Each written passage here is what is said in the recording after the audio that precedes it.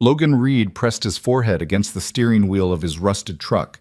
Emma's hospital bill crumpled in his shaking hand. 48 hours until eviction, 72 until her medication ran out. Outside the luxury hotel, where he'd just stopped an armed robbery, the woman he'd saved stood watching him through the rain, her wheelchair gleaming under streetlights, her expression unreadable. She rolled closer, knocked on his window, and spoke 5 words that would destroy everything he thought he knew about survival. I need you to marry me. If you want to see how a desperate father and a ruthless billionaire collide in the most dangerous deal of their lives, stay until the end, and hit that like button and drop a comment telling me what city you're watching from. I want to see how far this story travels. The rain hammered Logan Reed's truck like fists demanding entry. He sat parked 3 blocks from Emma's school, engine off to save gas, watching the dashboard clock tick closer to pickup time. His daughter would be waiting by the front office again, backpack too heavy for her small shoulders, probably wearing that worried expression she tried to hide whenever other kids asked why her dad was always late. Logan rubbed his face hard enough to hurt. The hospital bill sat on the passenger seat where he'd thrown it 20 minutes ago. The number at the bottom circled in red ink by some collection agency that didn't care his 7-year-old had a heart condition. $42,000. He made $11 an hour at the garage when Martinez actually had work for him. His phone buzzed. He ignored it. Probably another creditor. They'd been calling every hour since last Tuesday. The truck's gas gauge sat just above empty. Logan calculated routes in his head. School to the free clinic for Emma's medication pickup, clinic back to the garage for his evening shift, garage to the grocery store parking lot where they'd been sleeping the past 9 days since the landlord changed the locks. He could make it work if he didn't hit traffic. He started the engine. It coughed twice before catching. Emma stood exactly where he expected, under the school's front awning, watching the other kids get picked up by parents in clean cars. She spotted his truck, and her face lit up the way it always did, like he wasn't failing her every single day. "Hi, Daddy." She climbed in carefully, protecting her backpack. "Mrs. Chen said you forgot to sign my permission slip again." "I'll do it tonight." "Sweetheart, promise." "That's what you said yesterday." Logan pulled into traffic without responding because she was right, and they both knew it. He'd been saying a lot of things lately that didn't happen. Next week, he'd have more hours. Next month, they'd get a new place. Next year, everything would be better. Emma pulled out her homework folder, already working on spelling words, even though the truck's suspension made her handwriting shake across the page. She was so damn smart it hurt to watch sometimes. Top of her class despite everything, despite him. "Dad, are we still sleeping in the truck tonight?" His hands tightened on the wheel. "Just a few more days. I've got some money coming in." "From where?" "The garage. Martinez said he's got a big job starting Monday." "Oh." Emma nodded but didn't look convinced. She was 7 years old and already learning not to believe him. That knowledge sat in Logan's chest like broken glass. They hit traffic near downtown. Logan cursed under his breath and checked the gas gauge again. The clinic closed at 7. If they didn't make it in time, Emma would miss her dose. If she missed her dose, her heart could... He cut off the thought before it finished forming. "Can we listen to music?" Emma asked. "Radio's busted, remember? We could sing." "I don't feel like singing, Em." She went quiet. Logan immediately felt like garbage. His kid wanted to sing, and he just shut her down because he was drowning and couldn't figure out how to stop pulling her under with him. "Actually, yeah, let's sing. What do you want?" "Yeah." Emma's face brightened. "The alphabet one, where we make it silly, Mom." So they sang the alphabet song and made every letter sound ridiculous until Emma was giggling and Logan almost forgot the gas gauge and the hospital bill and the fact that they were currently homeless. Almost. The clinic parking lot was packed. Logan circled twice before finding a spot near the back. He killed the engine and looked at Emma. "I need you to wait here while I run in and grab your medicine. 10 minutes tops. Lock the doors after me." "I always do. And if anyone... Don't talk to strangers. Don't open the door. Don't leave the truck. I know, Dad." Logan kissed her forehead and climbed out. The rain had let up, but the wind cut straight through his jacket. He jogged across the parking lot, already running through what he'd say to the pharmacy tech if they asked about the overdue balance. Maybe he could pay half now and the rest next week. Maybe they'd just give him the medication anyway, since it was for a kid. Maybe he was fooling himself. The clinic lobby smelled like disinfectant and old coffee. Logan signed in at the desk and took a number. 37 people ahead of him. The clock on the wall said 6:40. He sat down and tried not to think. Logan Reed? He blinked. A nurse stood at the pharmacy window, reading from a clipboard. He'd zoned out so hard he'd missed them calling the first time. Here, sorry. He walked up to the window. The pharmacy tech was new, younger than the usual staff, already looking tired despite the early hour. She pulled up his account on the computer and her expression shifted into something practiced and sympathetic. Mr. Reed, I'm showing an outstanding balance of $943 on your account. We can't dispense medication until... I know, I'm working on it. Can I pay half now? Our policy requires, she's 7 years old and she's got a heart condition. I'll have the rest by Friday. I understand, but do you? Do you actually understand what happens if she misses her medication? The tech's expression hardened. Sir, I don't make the policy. If you can't pay the balance, you'll need to speak with our billing department. They're the ones who sent me to collections.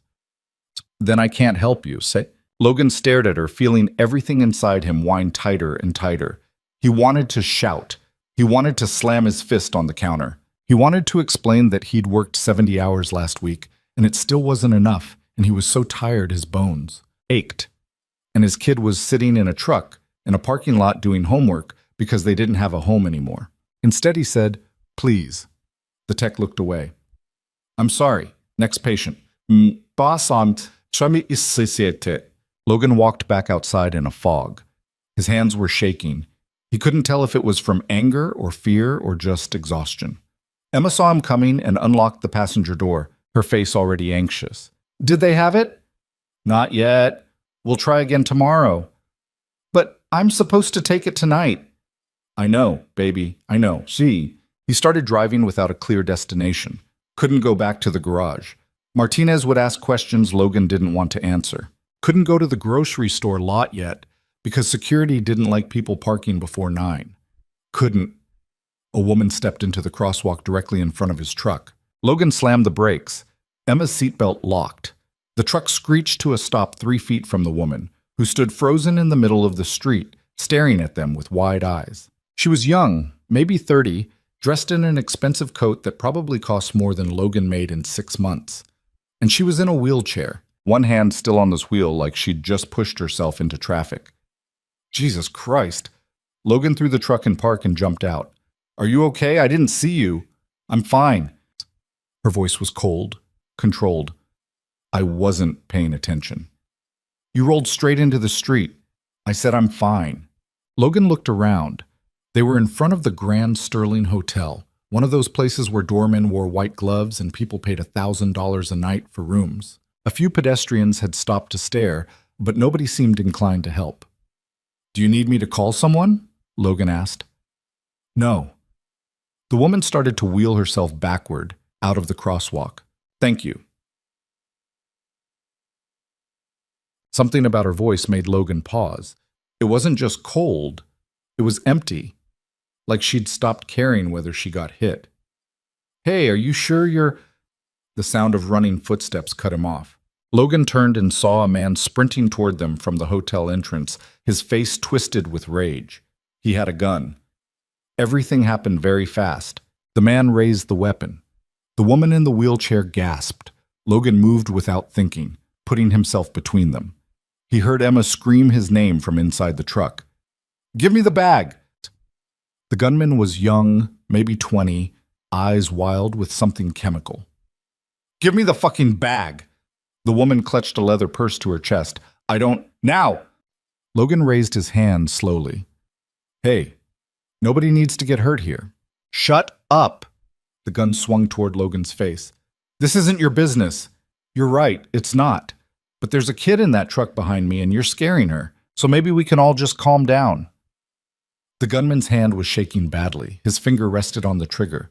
Logan's entire world narrowed to that finger and how much pressure it would take to end everything. Behind him, the woman said quietly, Take it, the bag. Take it. She held out the purse. The gunman grabbed it and ran, disappearing into an alley between buildings. The whole encounter had lasted maybe 40 seconds. Logan's legs suddenly felt like water. He sat down hard on the curb, breathing in gasps, his heart trying to break through his ribs.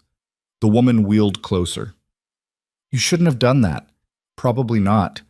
He could have killed you." "Yeah, Logan put his head in his hands. "I noticed." They sat in silence for a moment. Logan could hear Emma crying inside the truck. He needed to go to her, but his legs wouldn't cooperate yet. "What's your name?" the woman asked. "Logan." "I'm Victoria." She paused. "Thank you, Logan. Don't mention it." That bag had $40,000 in it. Cash. Logan's head snapped up. "What?"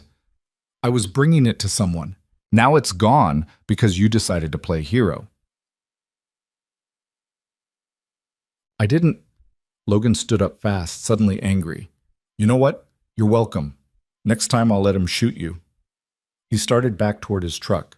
Emma had stopped crying, but her face was pale, frightened. He needed to get her out of here, find someplace quiet where he could explain what happened without... Wait. Victoria had wheeled after him. Up close, Logan could see she was beautiful in a severe way, like a knife. Her dark hair was pulled back tight and her eyes were the color of steel.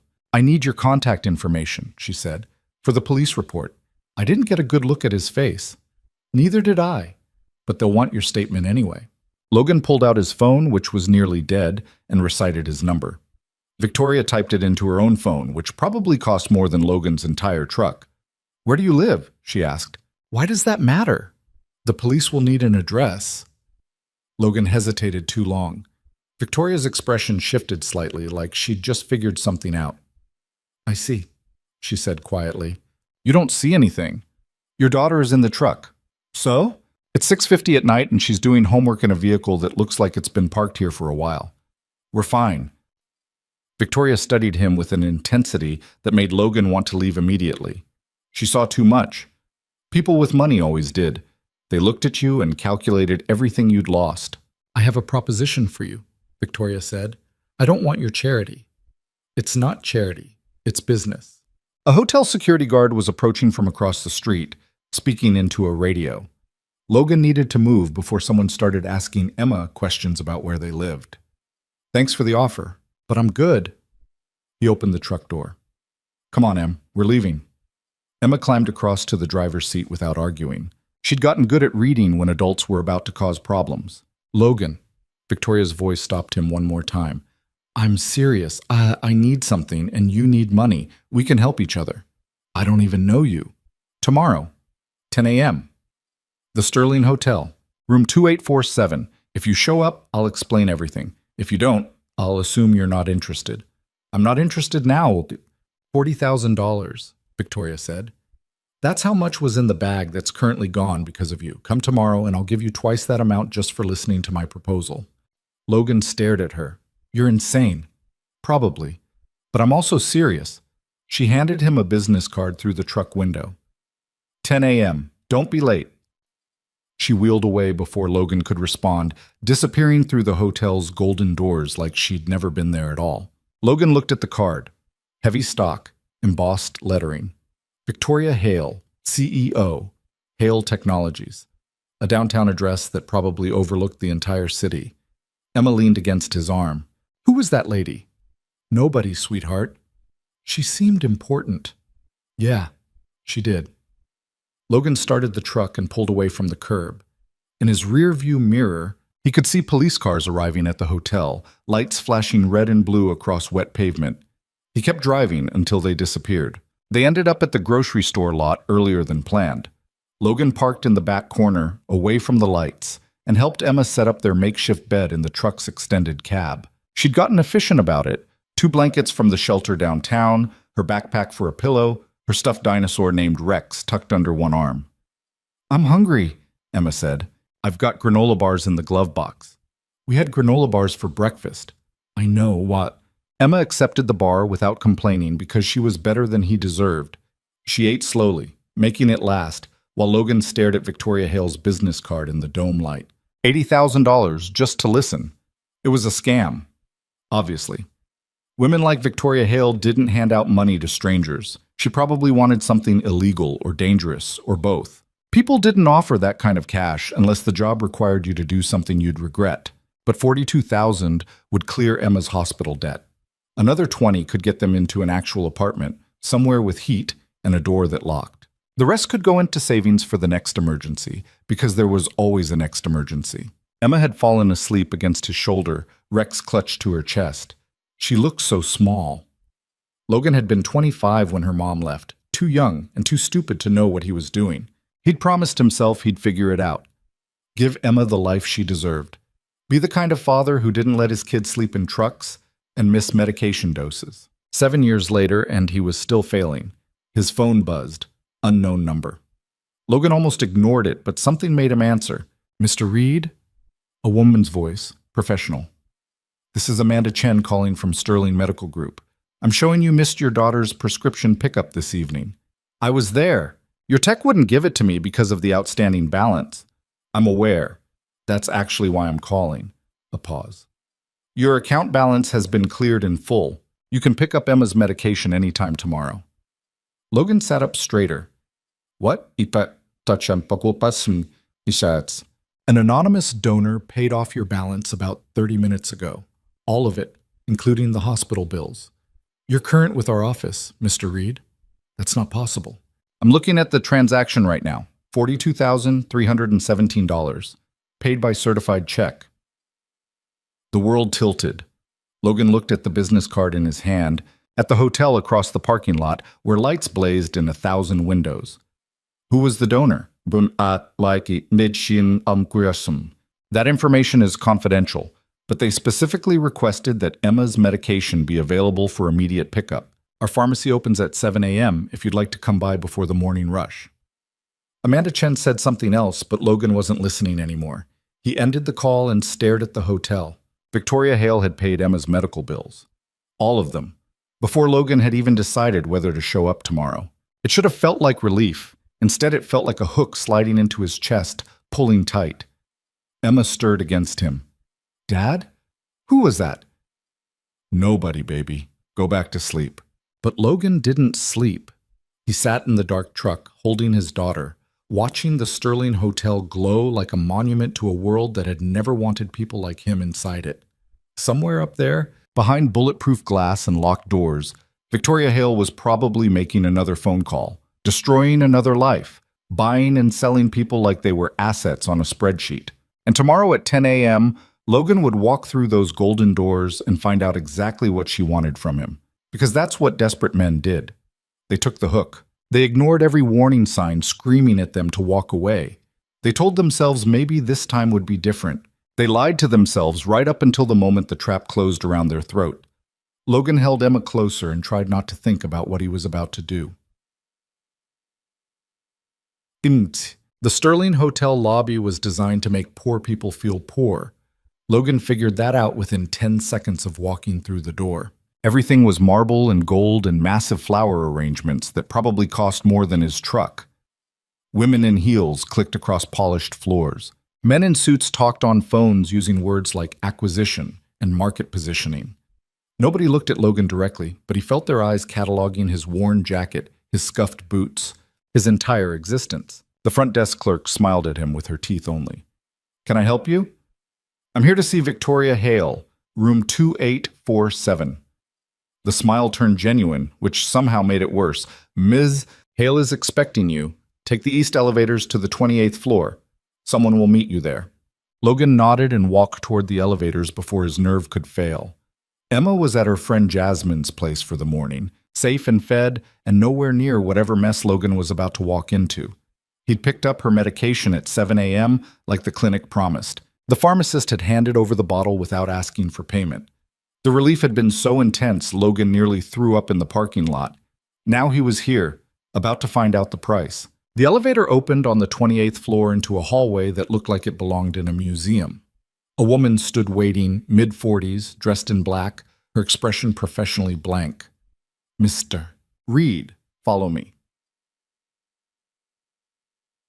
She led him down the hall to a suite at the end. The door opened before they reached it. Victoria Hale sat in her wheelchair just inside, wearing a gray suit that probably cost $5,000. Her hair was pulled back the same severe way as yesterday. Her eyes tracked Logan like a scientist studying an interesting specimen. "Thank you, Margaret. That will be all." The woman in black disappeared. The door closed. Victoria gestured to a chair positioned across from her near floor-to-ceiling windows overlooking the city. "Sit." Logan sat. The chair was more comfortable than any bed he'd slept in during the past year. "You paid Emma's medical bills," he said. "I did." "Why?" "Because I needed you to show up this morning, and I suspected you wouldn't unless I demonstrated good faith." Logan's jaw tightened. "That's not good faith. That's manipulation." "Yes." Victoria folded her hands in her lap, perfectly calm. "It is. I could walk out right now." "You could, but you won't." "Pretty confident." "Well, I paid $42,000 for your attention, Mr. Reed. I'm confident I'll get it." Logan wanted to argue, but she was right. He wasn't walking away. Not when Emma finally had her medication. Not when there might be more money coming that could actually change their lives. Victoria wheeled closer to the window. "I'll be direct because neither of us has time to waste. I need to get married. The marriage needs to appear legitimate for exactly 62 days. After that, we'll divorce and go our separate ways. In exchange, I'll pay you $200,000. Silence filled the room. Outside, the city stretched in every direction, indifferent and massive. "You're insane," Logan said finally. "That's the second time you've said that to me." "Because it's true. You can't just buy a husband." "I'm not buying a husband. I'm hiring someone to perform a temporary role. There's a difference." "No, there really isn't." Victoria turned her chair to face him directly. "My company is worth $3 billion. In 4 weeks, the board of directors will vote on whether to remove me as CEO and sell the company to Strauss and Reed, our largest competitor. If they succeed, 18,000 people will lose their jobs when Strauss guts the departments they consider redundant. I will lose the company my sister and I built from nothing before she died. Everything we worked for will be destroyed." "What does that have to do with marriage?" "The board's primary argument is that I'm unstable, too young, too emotional, unable to make rational long-term decisions, especially after my accident." Victoria's expression didn't change, but something cold moved behind her eyes. "They claim I'm too damaged to run a company of this size. Marriage changes that narrative. It suggests stability, maturity. Someone in my life who provides grounding and perspective. That's the stupidest thing I've ever heard." "Welcome to corporate politics." Logan stood up and walked to the window. 28 floors down, people moved through the streets like ants. Normal people with normal problems. He'd been one of them 2 days ago. "Why me?" he asked without turning around. "Several reasons.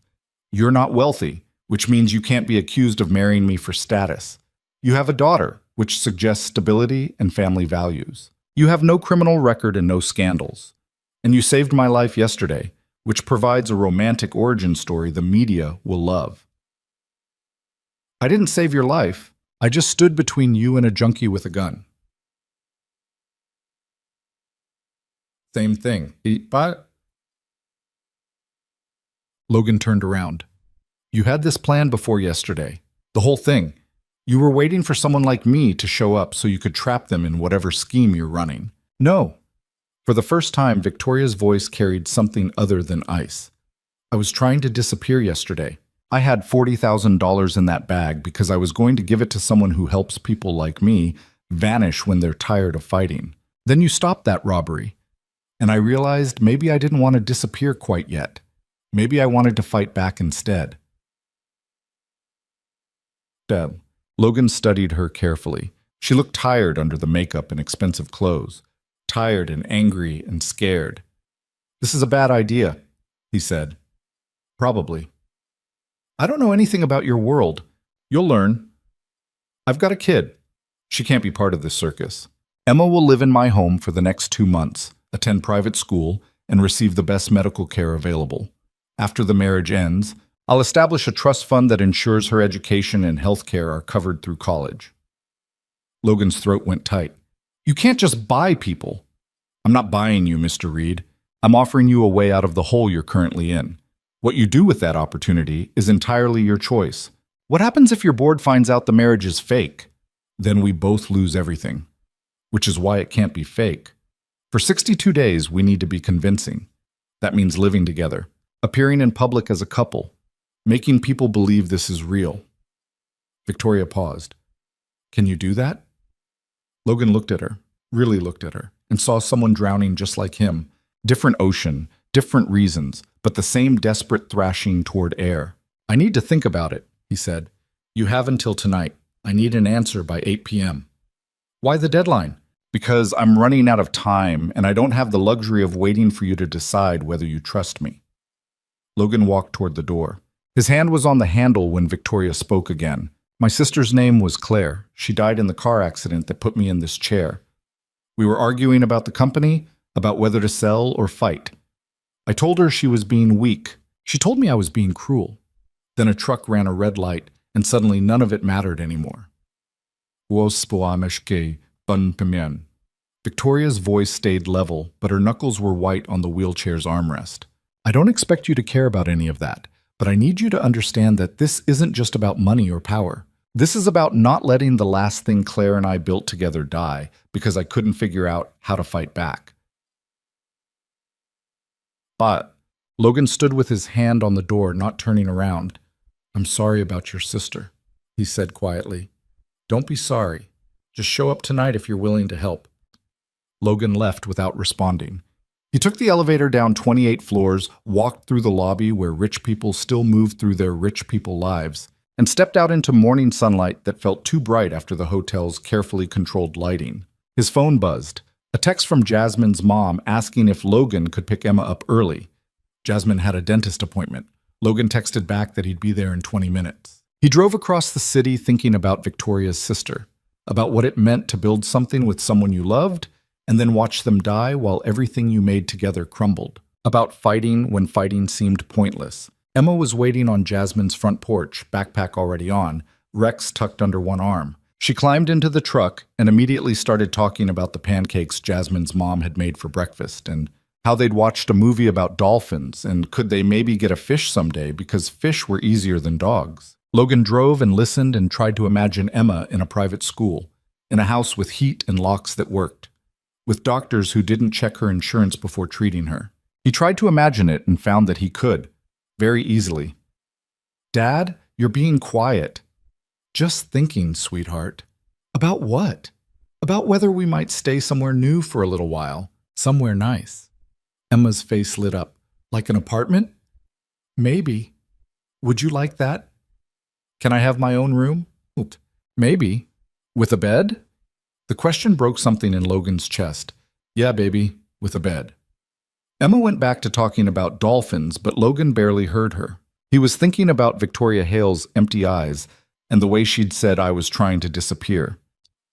He was thinking about 62 days and $200,000 and what it would feel like to give Emma a life that didn't involve sleeping in trucks. He was thinking about all the ways this could destroy them, and he was thinking about how he was going to say yes anyway, because that's what drowning people did when someone threw them a rope.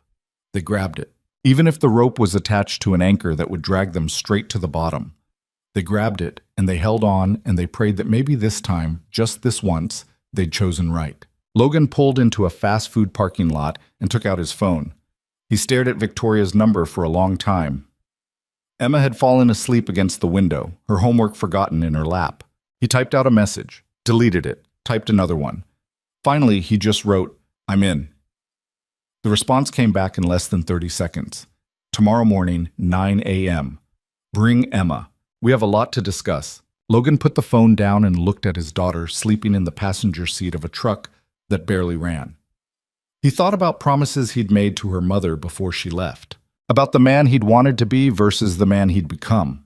He thought about what he was about to do and whether he'd ever be able to forgive himself for it. Then he started the engine and drove toward whatever came next, because there was no going back now.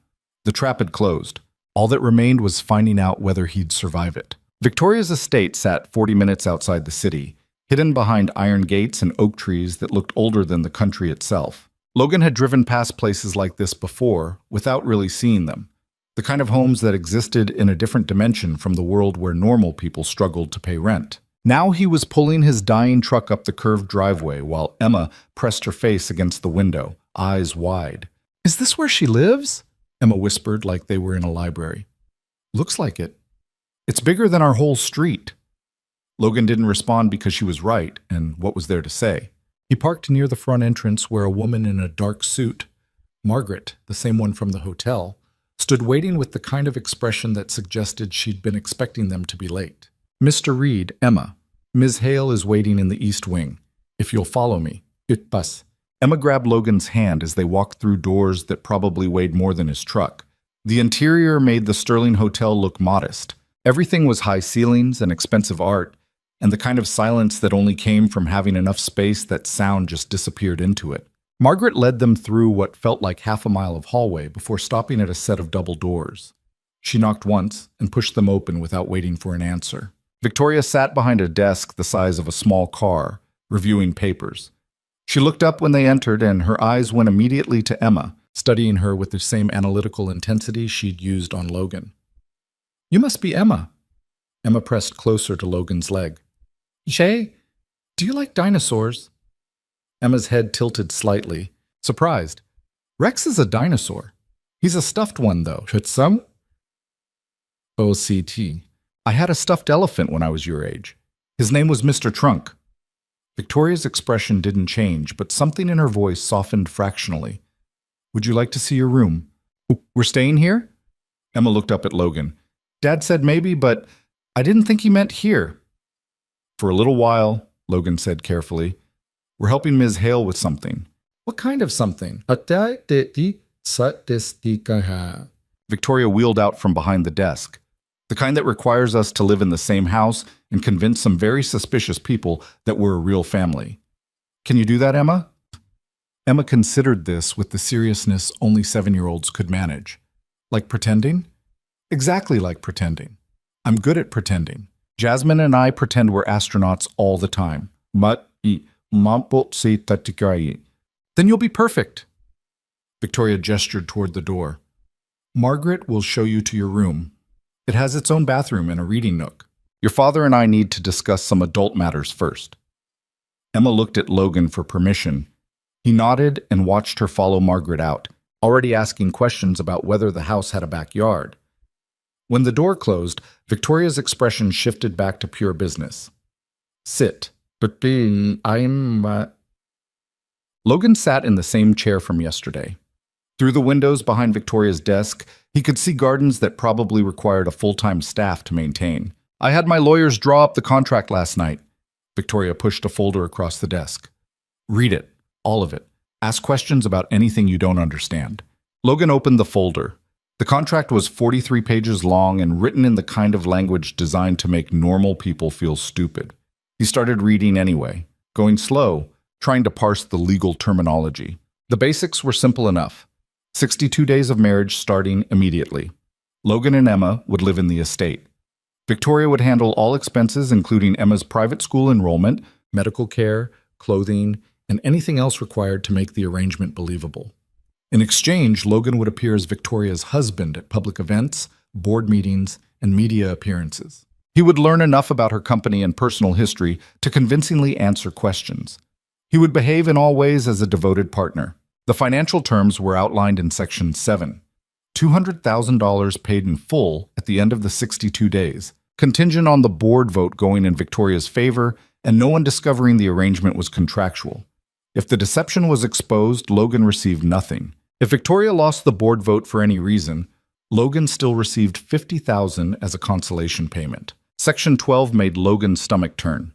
It outlined consequences for breach of contract, including immediate termination of all payments and potential legal action for fraud, if Logan disclosed the arrangement to anyone outside the agreement. There was a subsection about Emma that specified she could not be told the full truth of why they were there. She needed to believe her father and Victoria were genuinely together to maintain the illusion. "You want me to lie to my daughter," Logan said without looking up from the page. "I want you to protect her from information that could get her questioned by reporters or board members. Children can't keep secrets when adults with agendas start asking questions." She's 7 years old, which is exactly why she needs to believe this is real, for her own safety. Logan kept reading. Section 15 covered the divorce process, which would be filed immediately after the board vote. Quick and clean, no assets contested, no ongoing obligations beyond the trust fund Victoria had mentioned for Emma's future. The final section was titled Physical Requirements, and Logan felt his jaw tighten as he read it. We have to share a bedroom. The house staff will talk if we don't. Gossip spreads. We can't risk it. I'm not sleeping in the same bed as you. There's a couch. You'll survive. Victoria folded her hands on the desk. The bedroom sharing is non-negotiable. So are public displays of affection when necessary. Nothing invasive. Hand-holding, occasional touches, the appearance of comfort with each other. Can you manage that? Logan thought about the hospital bills that were paid, about Emma sleeping in a real bed tonight instead of a truck, about $200,000 that could actually change their lives. Yeah, he said quietly. I can manage it. Good. Sign the last page if you agree to the terms. Victoria slid a pen across the desk. Logan picked it up and stared at the signature line. This was the moment, the point where he could still walk away, take Emma back to the truck, figure out some other solution that didn't involve selling himself to a stranger. He signed his name. Victoria took the contract back without ceremony and locked it in a desk drawer. Margaret will show you to our bedroom after this. You have 3 hours to settle in before the stylist arrives. Stylist? You can't attend board meetings in a mechanic's uniform. We need you presentable. Victoria pulled out another folder. This contains everything you need to memorize about my life, the company, and our fabricated relationship history. Study it. We have our first public appearance tomorrow night at a charity gala. Tomorrow? I just signed the contract 5 seconds ago. The board vote is in 59 days. We don't have time to ease into this. Victoria opened the folder and started pointing to pages. Our story is simple. We met 3 months ago when you repaired my car after it broke down near your garage. I was impressed by your integrity when you refused to overcharge me. We started talking. The connection was immediate. I invited you to dinner. Things progressed quickly because when you know shit. Logan felt dizzy. Nobody's going to believe that. They will if we sell it correctly. The media loves stories about powerful women finding love with ordinary men. It fits their narrative about me becoming more grounded, more human. The board will hate it initially, but that's expected. They hate everything about me. What matters is that enough shareholders buy the story to question whether I'm really as unstable as the board claims. This is insane. You keep saying that because it keeps being true. Victoria's expression hardened. If you're having second thoughts, leave now. But if you stay, I need you committed. Half measures will destroy both of us. But Logan looked at her and saw the same desperation he felt every time he looked at Emma's hospital bills. Different circumstances, different tax brackets, but the same animal fear of losing everything. I'm committed, he said. Prove it. Tell me something true about yourself that isn't in any background check. The request caught Logan off guard. Why? Because if we're going to convince people we're in love, I need to know who you actually are, not the resume version, the real version. Dush, your shit. Logan sat back in his chair, thinking. Emma's mom left when Emma was 6 months old, just walked out one morning while I was at work. No note, no explanation, no forwarding address. I came home and the apartment was empty except for Emma in her crib and a single diaper bag with 3 days of formula. He paused. I called every hospital and police station in the state thinking something had happened. Took me 2 weeks to accept that she'd just left because she didn't want to be a mother anymore. Didn't want to be with me anymore. I've been terrified every day since then that I'll mess up badly enough that Emma will leave the same way when she's old enough. Victoria was quiet for a long moment. That's not going to happen. You don't know that. I know that you sleep in a truck to make sure Emma has food. I know you stood between her and a gunman. I know you're here right now doing something that terrifies you because it might give her a better life. Emma won't leave you, Logan. You're the only stable thing she's ever had. Something in Logan's chest loosened slightly. Your turn. Tell me something true. Nah, Ma. Victoria looked out the window at the gardens. I haven't left this estate in 4 months except for the hotel visit where we met. I conduct all my business remotely because the idea of being in public makes me physically ill. The board knows this. They're using it as evidence that I'm psychologically unfit to lead the company. They're probably right. Why did you leave that day? Why go to the hotel? Because I was tired of being afraid, and because I thought if I could just disappear, everyone would be better off. Victoria turned her chair back to face him. Then you stopped that robbery, and I realized disappearing would just let the board win. Let them destroy everything Claire and I built. I decided I'd rather fight, even if fighting means doing something as insane as fake marrying a stranger.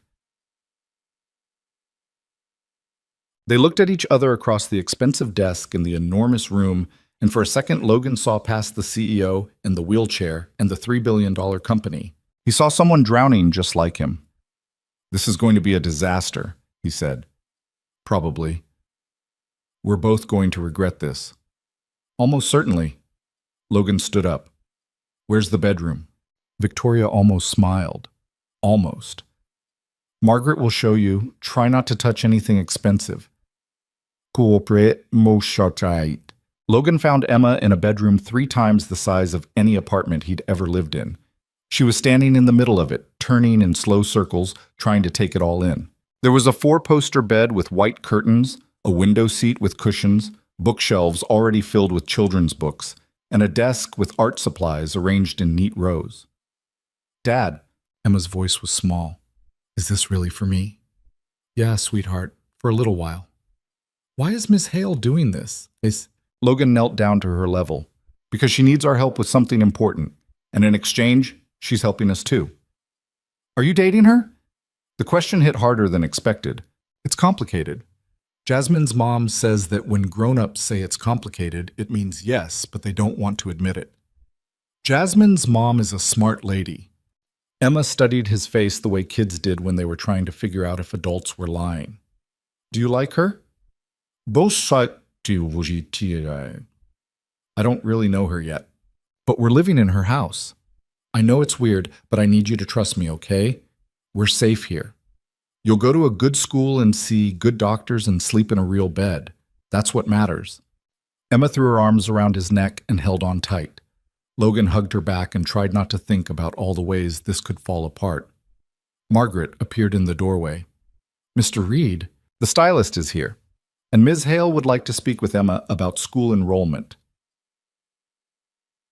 Bye. Logan released Emma reluctantly. You good, kiddo? Emma nodded, already looking toward the bookshelves with barely contained excitement. Logan followed Margaret down more hallways to what she called the master suite. She opened the door and stepped aside. Ms. Hale will join you in approximately 30 minutes. The stylist is waiting in the sitting room. The bedroom was twice the size of Emma's, decorated in grays and whites that managed to feel cold despite the expensive furniture. There was a massive bed, a sitting area with a couch, and floor-to-ceiling windows overlooking the gardens. Logan noticed there was only one side of the bed that looked used. The other side was pristine, undisturbed. The sitting room connected to the bedroom through an archway. A man in his 30s sat on a sofa, surrounded by clothing bags and shoeboxes. He stood when Logan entered, looking him up and down with an expression that suggested he was calculating exactly how much work this was going to take. Logan Reed. Finally. The man extended a hand. I'm Marcus. Victoria called me at midnight with an emergency, and honestly, looking at you, I understand why. No offense. None taken. We have approximately 2 hours to make you look like someone who belongs at a $5,000 a plate charity gala. Take off your jacket. Logan did. Marcus circled him slowly, occasionally reaching out to check measurements, making small disapproving sounds. Your shoulders are good. That's something. Build is decent. The hair needs work, but it's fixable. Have you ever worn a suit? My daughter's baptism. How long ago was that? 7 years. Marcus closed his eyes briefly like he was praying for strength.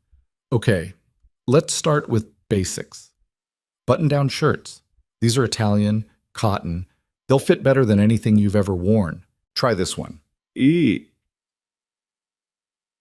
The next 90 minutes were a blur of clothing changes, measurements, Marcus telling him to stand straighter and stop slouching, and for the love of all that's holy, would you please tuck in the shirt properly? Logan tried on suits in navy and charcoal, and something Marcus called midnight blue.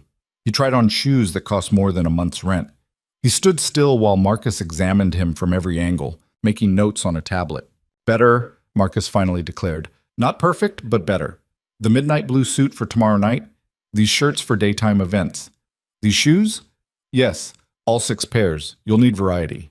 I'm sending a barber tomorrow morning for the hair. Don't fight him on the style. He knows what he's doing. I don't need 6 pairs of shoes. You're Victoria Hale's husband now. Yes, you do. Marcus started packing everything into garment bags. A few rules. Never wear the same suit twice to company events. Always match your belt to your shoes. Keep your phone in your inside jacket pocket, not your pants. And please, for everyone's sake, learn how to tie a proper tie. YouTube has tutorials. Logan was processing this when Victoria wheeled into the sitting room. She looked at him in the midnight blue suit, and her expression shifted slightly. Not quite approval, but close. That works, she said. It should. I'm a miracle worker. Marcus handed Victoria an invoice. The rest will be delivered tomorrow. And you're welcome. Oh. After Marcus left, Victoria and Logan stood in the sitting room looking at each other in the odd afternoon light filtering through the windows. Logan felt ridiculous in the expensive suit. Victoria looked tired. Emma starts at Westridge Academy on Monday, Victoria said. They're sending someone tomorrow to do the enrollment paperwork. She'll need uniforms. She's never been to private school. She'll adapt. Children always do. Victoria paused. I told her we've been dating quietly for a while and decided to see if living together works. She seemed to accept it. She asked me if we're dating earlier. I didn't know what to say. The truth, that it's complicated. People understand complicated. Victoria rolled closer to the window. The gala tomorrow night will be difficult. Every major shareholder will be there. The board will be watching us. Expect intrusive questions. CAA. About what? How we met. How I ended up with someone like you. Whether you're after my money. Whether I've lost my mind. Victoria's reflection in the window looked grim. Just follow my lead. Stay close. Smile when appropriate. Let me handle anyone who gets aggressive. I can handle myself. I'm sure you can. But these people will try to make you feel small. They're very good at it. Don't take the bait. Logan walked over to stand beside her at the window. The garden stretched out below them, perfectly maintained, probably never used. Why don't you ever go out there? He asked. What? The gardens. You never use them. Victoria was quiet for a moment. Because Claire designed them. After the accident, being out there just reminds me that she's gone. That's why you don't leave the house at all. Among other reasons. Logan looked at her profile in the fading light. Hiding from the world isn't going to bring her back. I'm aware. So why do it? Because it's easier than facing the fact that I'm the reason she's dead. Victoria turned her chair sharply toward the door. I need to make some calls. Dinner's at 7. Don't be late. She left before Logan could respond.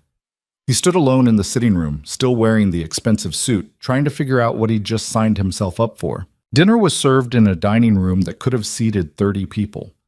Instead, it was just Logan, Victoria, and Emma at one end of a table long enough to play basketball on. Emma kept staring at all the forks arranged beside her plate, clearly unsure which one to use. Start from the outside and work your way in, Victoria said quietly. That's the general rule. Emma picked up the outermost fork carefully. There are a lot of rules here. More than you're used to. You'll learn them. Victoria cut her food with precision. Did you look at the school materials I sent to your room? Some of them. The uniform looks weird. All uniforms look weird until you get used to them. Do you wear uniforms? I wear suits. That's basically the same thing. Emma considered this. Dad wears jeans. Your dad is going to start wearing suits too. Victoria glanced at Logan. We have a fitting scheduled Monday for more casual wear. Country club appropriate. We're joining a country club? Logan's voice came out sharper than intended. We're already members.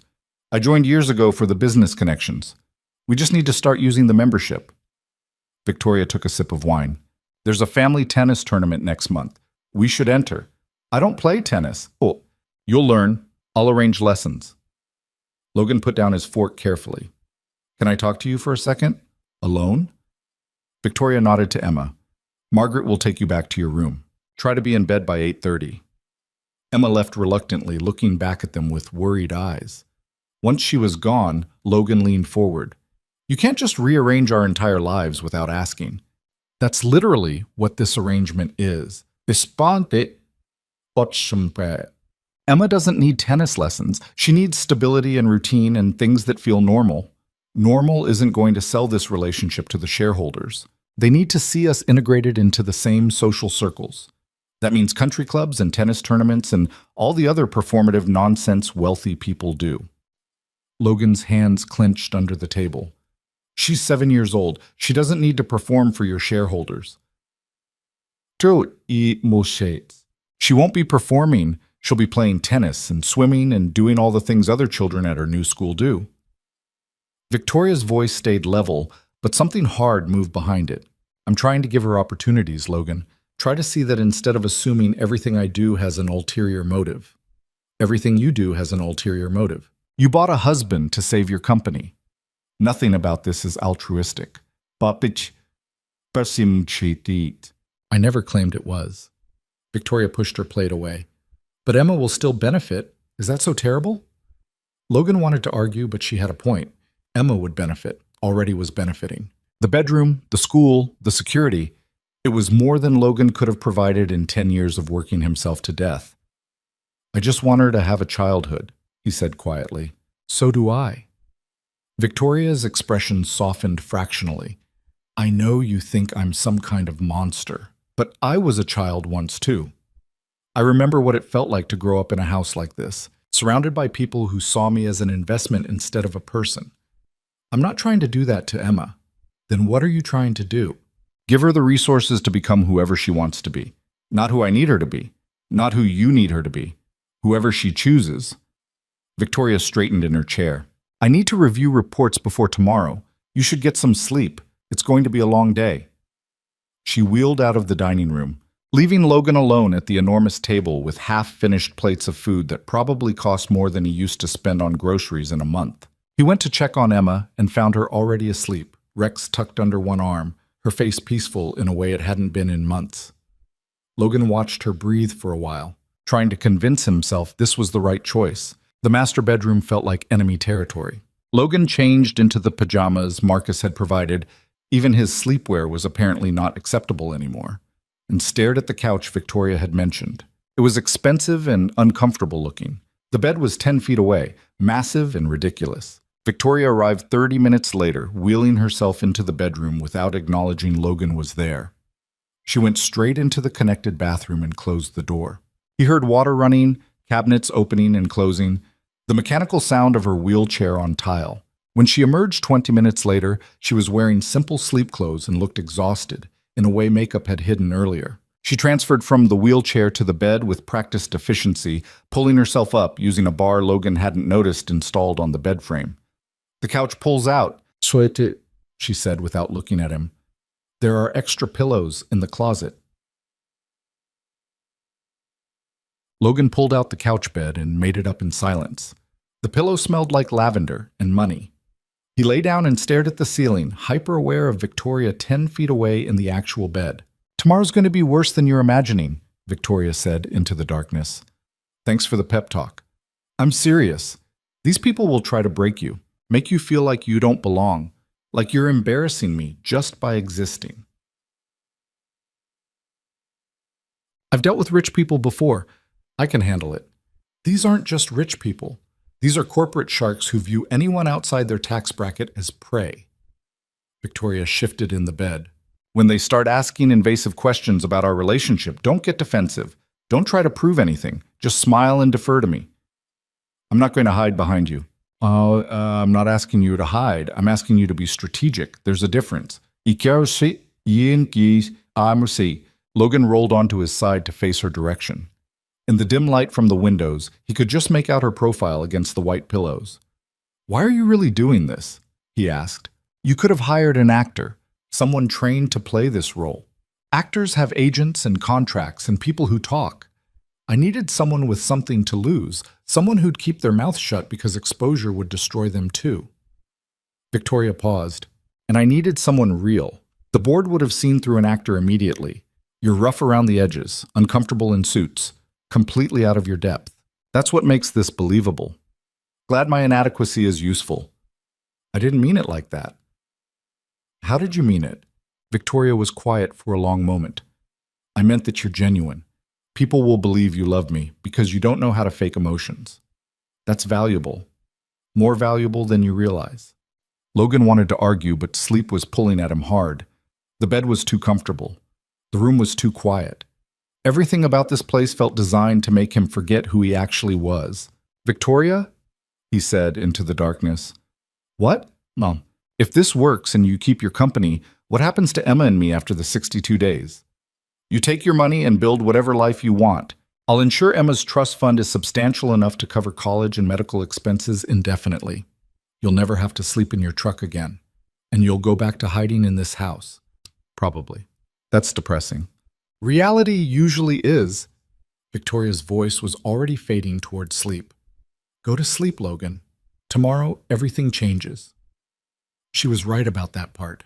Logan closed his eyes and tried not to think about what he'd signed himself up for. Tried not to think about the gala tomorrow, or the board members waiting to destroy them, or the 61 days still remaining on a contract that felt more like a prison sentence. He tried not to think about any of it, but sleep was a long time coming, and when it finally arrived, it brought dreams of drowning while expensive people watched from boats they refused to throw overboard. The barber arrived at 7 in the morning and looked personally offended by Logan's hair. He spent 45 minutes cutting and styling while making disapproving sounds and muttering about split ends. When he finally stepped back, Logan looked in the mirror and barely recognized himself. The haircut was clean, professional, nothing like the uneven mess he'd been maintaining with kitchen scissors for the past 2 years. "Better," the barber announced. "Not a miracle, but better. Use the product I'm leaving. Every morning. Don't skip it." Victoria appeared in the bathroom doorway as the barber was packing his supplies. She studied Logan's new appearance with the same analytical expression she used for everything. "That works," she said. "Marcus will be pleased." "I feel ridiculous, and you look like someone who belongs at a charity gala. That's what matters." Victoria wheeled closer. "We need to go over our story again. We have 2 hours before we need to leave." They spent those 2 hours in Victoria's office while she drilled him on details, where they'd met, what they'd talked about, when Logan had realized he was falling for her. She made him repeat answers until they sounded natural instead of rehearsed. Every time he hesitated or fumbled a detail, she'd make him start over. "The key is confidence," Victoria said. "If you seem uncertain, people will dig deeper. You need to believe the story when you're telling it." "How am I supposed to believe a story we both know is fake?" "By remembering what's at stake if they figure that out." Victoria pulled up photos on her tablet. "These are the board members who want me removed. Memorize their faces. Richard Strauss is the primary threat. He owns 17% of the company, and he's been organizing the hostile takeover. His wife Patricia will be at the gala. She hates me because I refused to donate to her charity foundation last year." "Why'd you refuse?" "Because the foundation is a tax shelter that does nothing except fund their vacation home in the Hamptons." Victoria swiped to the next photo. Thomas Chen owns 8%, generally neutral but easily influenced. His daughter just graduated from Westridge Academy, where Emma will be attending. Use that connection if it comes up naturally. Logan tried to absorb it all, but the faces blurred together. Rich people in expensive clothes wearing expensive smiles that didn't reach their eyes. Victoria went through 12 more board members, outlining their stakes in the company, their voting patterns, their personal vendettas. "This is insane," Logan said when she finally finished. "You expect me to remember all of this?" "I expect you to try. The ones who matter most are Strauss and his wife. They'll be hunting for weaknesses all night." Victoria closed the tablet. "Margaret will bring Emma to say goodbye before we leave. After that, it's just us against everyone else." Emma appeared 30 minutes later, already changed into pajamas even though it was barely evening. She hugged Logan tight and whispered, "You look weird in the fancy clothes." "I know, sweetheart." "Whoa, it is, Jean, but good weird, like a prince or something." Logan kissed her forehead. "Be good for Margaret, okay? We'll be back late." "Is this for Miss Hale's work?" "Yeah, important business stuff." Emma looked at Victoria. "Will you keep my dad safe?" The question seemed to catch Victoria off guard. She paused before answering. "I'll do my best." "Promise?" "I promise." Emma seemed satisfied with that. She waved as Margaret led her away, Rex tucked under her arm. When they were gone, Victoria turned to Logan. "We should go. The car is waiting." The gala was being held at the Ashford Museum, a massive building downtown that looked like it belonged in a different century. Logan had driven past it 100 times without really seeing it. Now he was climbing out of a town car in front of the main entrance where photographers lined the red carpet and people in evening wear streamed through doors held open by staff in white gloves. Victoria transferred to her wheelchair with practiced efficiency. Logan noticed she moved differently in public. Slower, more deliberate, like she was aware of cameras tracking her every movement. "Stay close," she said quietly. "Hand on my shoulder when we're walking. It'll look protective and caring." "Oh." Logan placed his hand where she indicated. The wheelchair moved forward, and they entered the gauntlet of cameras. Flashes exploded around them. Photographers shouted Victoria's name, asking her to look their direction. A few yelled questions about Logan that he couldn't quite make out over the noise. Victoria smiled for the cameras and ignored the questions. Logan tried to do the same, but his face felt frozen. The smile probably looked fake as hell. As they made it through the press line and into the museum's main hall where the real nightmare began. The room was enormous, filled with people who looked like they'd stepped out of magazines. Crystal chandeliers hung from ceilings 30 feet high. Waiters circulated with champagne. A string quartet played in one corner. Everything was beautiful and cold and designed to make Logan feel exactly as out of place as he did. "Breathe," Victoria said without looking at him. "You look like you're about to run." "I am about to run." "Don't. We need to work the room. Start with the neutral parties. Build momentum before we deal with Strauss." She steered them toward a group of older couples near the silent auction tables. Logan recognized one of them from the photos. It's Thomas Chen, the board member with the Westridge Academy connection. "Victoria, darling." One of the women air-kissed near Victoria's cheek. "One Jenna Foscots. We were so surprised to hear about your marriage. You've been keeping secrets." "Not secrets, Jennifer. Just privacy." Victoria's smile was perfect. "This is my husband, Logan. Logan, this is Jennifer and Thomas Chen." Logan shook hands, trying to remember everything Victoria had told him about them. Thomas owned 8%. His daughter just graduated. His wife, Jennifer, sat on 3 charity boards and collected modern art. "A pleasure," Thomas said, studying Logan with open curiosity. "Victoria mentioned you're a mechanic?" "It was. I'm transitioning into business consulting now." The lie came out smoother than Logan expected. Victoria had drilled this answer into him earlier. Unemployed sounded weak, but transitioning suggested ambition. "How fascinating. What kind of consulting?" "Operational efficiency for small manufacturing firms. Victoria's been helping me develop the framework." It was complete bullshit, but Thomas nodded like it made sense. Jennifer leaned in, lowering her voice conspiratorially. "You must tell us how you two really met. The story about the broken car seems so improbable." Victoria touched Logan's hand lightly. "It was my fault, actually. I was driving one of Claire's old cars, sentimental reasons, and it died on Highway 17. Logan's garage was the nearest option. He could have charged me double given the situation, but he didn't. That integrity made an impression." "And you just swept him off his feet?" Jennifer's smile had edges. "I tried. He turned me down initially, said he didn't date clients." Victoria looked at Logan with an expression that almost seemed genuine. It took 3 weeks of convincing before he agreed to dinner. Logan picked up the thread, remembering the script they'd practiced. "I thought she was out of my league. Still do most days. How refreshingly honest. Jennifer's tone suggested she didn't find it refreshing at all. And you have a daughter, I understand? Emma, she's 7. Otsuras Oturaruski. She'll be attending Westridge in the fall, Victoria added. Thomas, I believe she'll be in some of the same programs your daughter excelled in. Thomas's expression warmed slightly. Wonderful school. Demanding but worth it. If Emma needs any guidance settling in, I'm sure Catherine would be happy to help. They talked for another 5 minutes about school and programs and all the performative garbage wealthy people discussed at events like this. Logan smiled and nodded and tried not to feel like a trained animal doing tricks for treats. When they finally moved on to another group, he exhaled hard. You did well, Victoria said quietly. I feel like a fraud. Everyone here is a fraud. You're just more honest about it. She steered toward the bar. Get me champagne yourself, too. We need to look relaxed. Logan ordered 2 glasses from a bartender who probably made more per hour than Logan used to make in a day. When he turned back, Victoria was surrounded by 3 more people he vaguely recognized from the photos.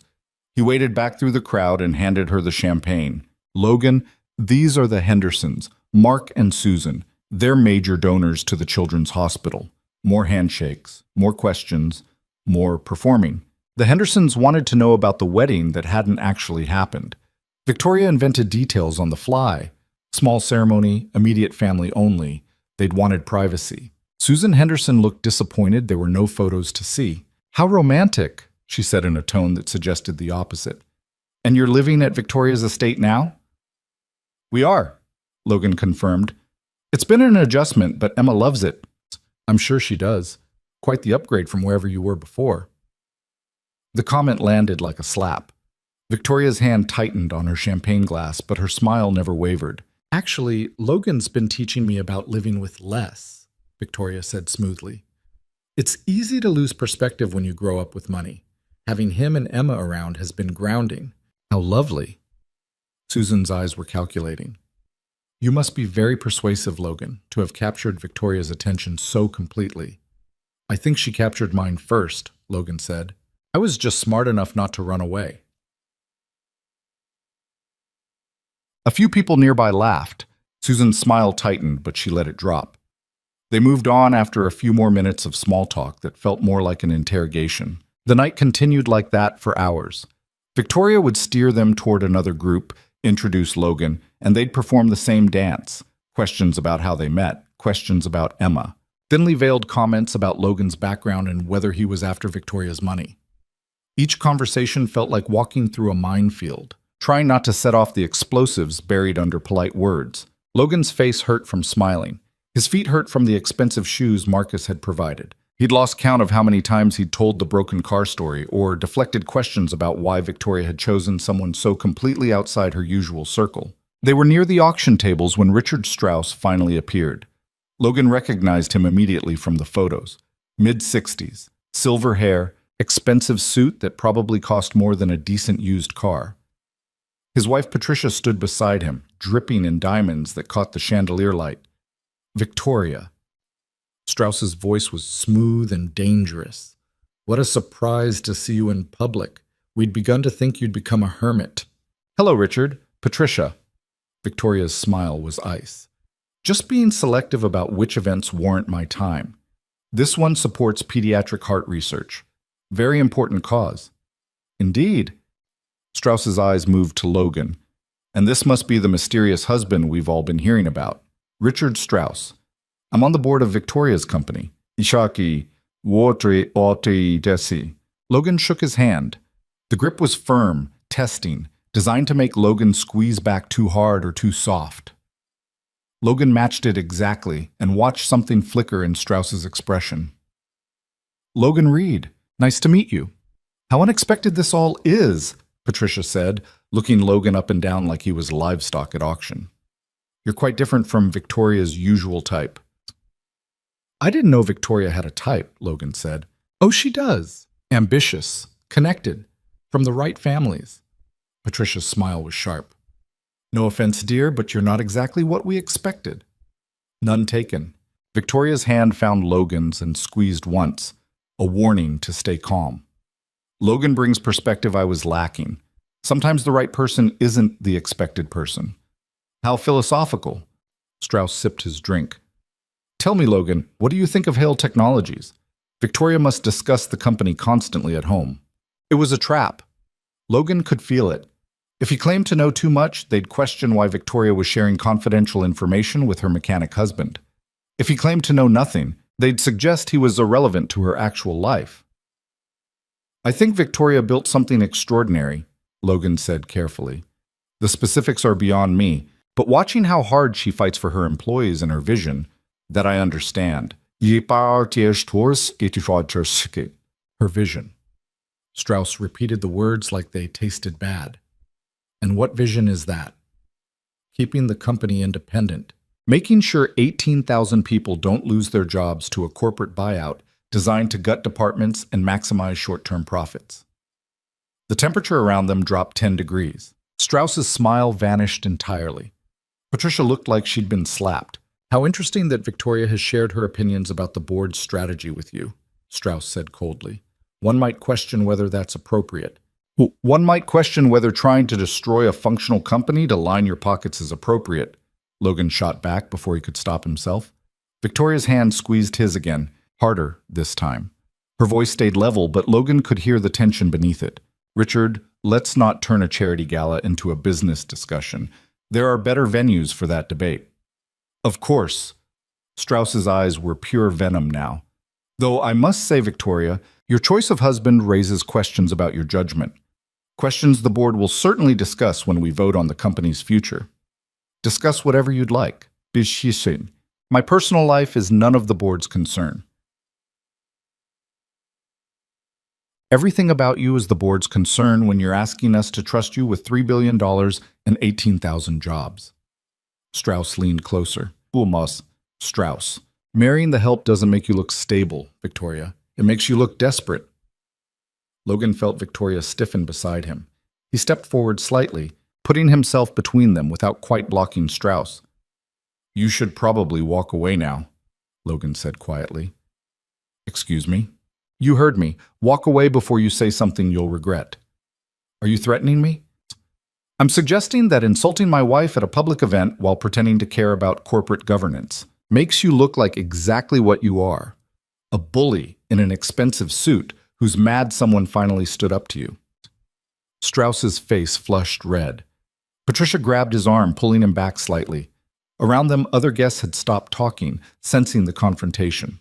We're leaving, Patricia said firmly. Richard, now. Strauss let himself be pulled away, but his parting look at Victoria promised consequences. When they were gone, Logan realized his hands were shaking. The entire room was staring at them. We need to go, Victoria said under her breath. Now. She turned her wheelchair toward the exit, and Logan followed, aware of every eye tracking their movement. The photographer outside were ready for them, cameras flashing as they emerged. Victoria ignored them all, waiting silently while the valet brought the car around. Neither of them spoke during the drive back to the estate. Victoria stared out the window at the city lights blurring past. Logan sat rigid in his seat, replaying the confrontation over and over, trying to figure out exactly how badly he'd just destroyed everything. The car pulled up to the estate. Victoria transferred to her wheelchair without waiting for help and headed straight inside. Logan followed her to the office where she wheeled behind her desk and pulled up her phone. How bad is it? Logan asked. Victoria didn't answer. She was scrolling through messages, her expression unreadable. Finally, she set the phone down. There are already 3 news articles about tonight. The photos are everywhere. Strauss is quoted saying, "My marriage proves I'm emotionally unstable and unfit to lead the company." She looked up at Logan. What were you thinking? Confronting him like that in front of everyone? He called you desperate. He basically said I was your servant. I wasn't going to just stand there and let him. Yes, you were. Victoria's voice cracked like a whip. That's exactly what you were supposed to do. Stay quiet. Let me handle it. Not turn a charity gala into a public spectacle. He was attacking you. They're always attacking me. That's the point. They want me to react emotionally so they can use it as evidence I'm unstable. And you just handed them exactly what they needed. Sai did the deeds. Logan's jaw clenched. So I was supposed to let him talk to you like that? Treat you like you're crazy for marrying someone beneath you? Yes, because fighting him proves his point. Victoria slammed her hand on the desk. You don't understand these people. This isn't about right or wrong. It's about perception.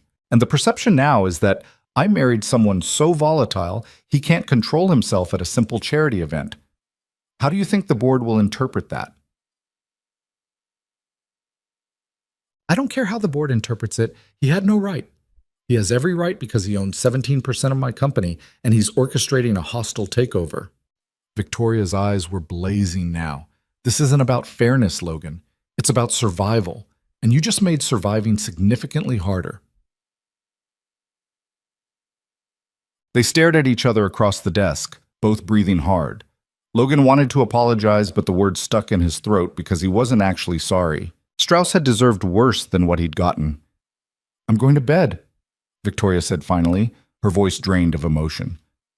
We'll discuss damage control in the morning, said. She wheeled out of the office, leaving Logan standing alone in the too-big room, surrounded by expensive things he'd never wanted. He waited until he heard the bedroom door close before heading upstairs himself. Emma was asleep when he checked on her. Logan stood in her doorway watching her breathe, wondering if he'd just destroyed the one chance he'd had to give her a stable life. The contract was clear. If the deception was exposed or if Victoria lost the board vote, Logan got nothing, and he'd just given Strauss ammunition to use against them. The master bedroom was dark when Logan entered. Victoria was already in bed, turned away from the couch. Logan changed in the bathroom and made up his pull-out bed in silence. I'm sorry, he said into the darkness. Go to sleep, Logan. I mean it. I wasn't trying to sabotage anything. I know what you were trying to do. You were trying to defend me. It was noble and stupid and completely counterproductive. Victoria's voice was tired. But it's done now. We'll have to deal with the fallout. Logan lay down and stared at the ceiling.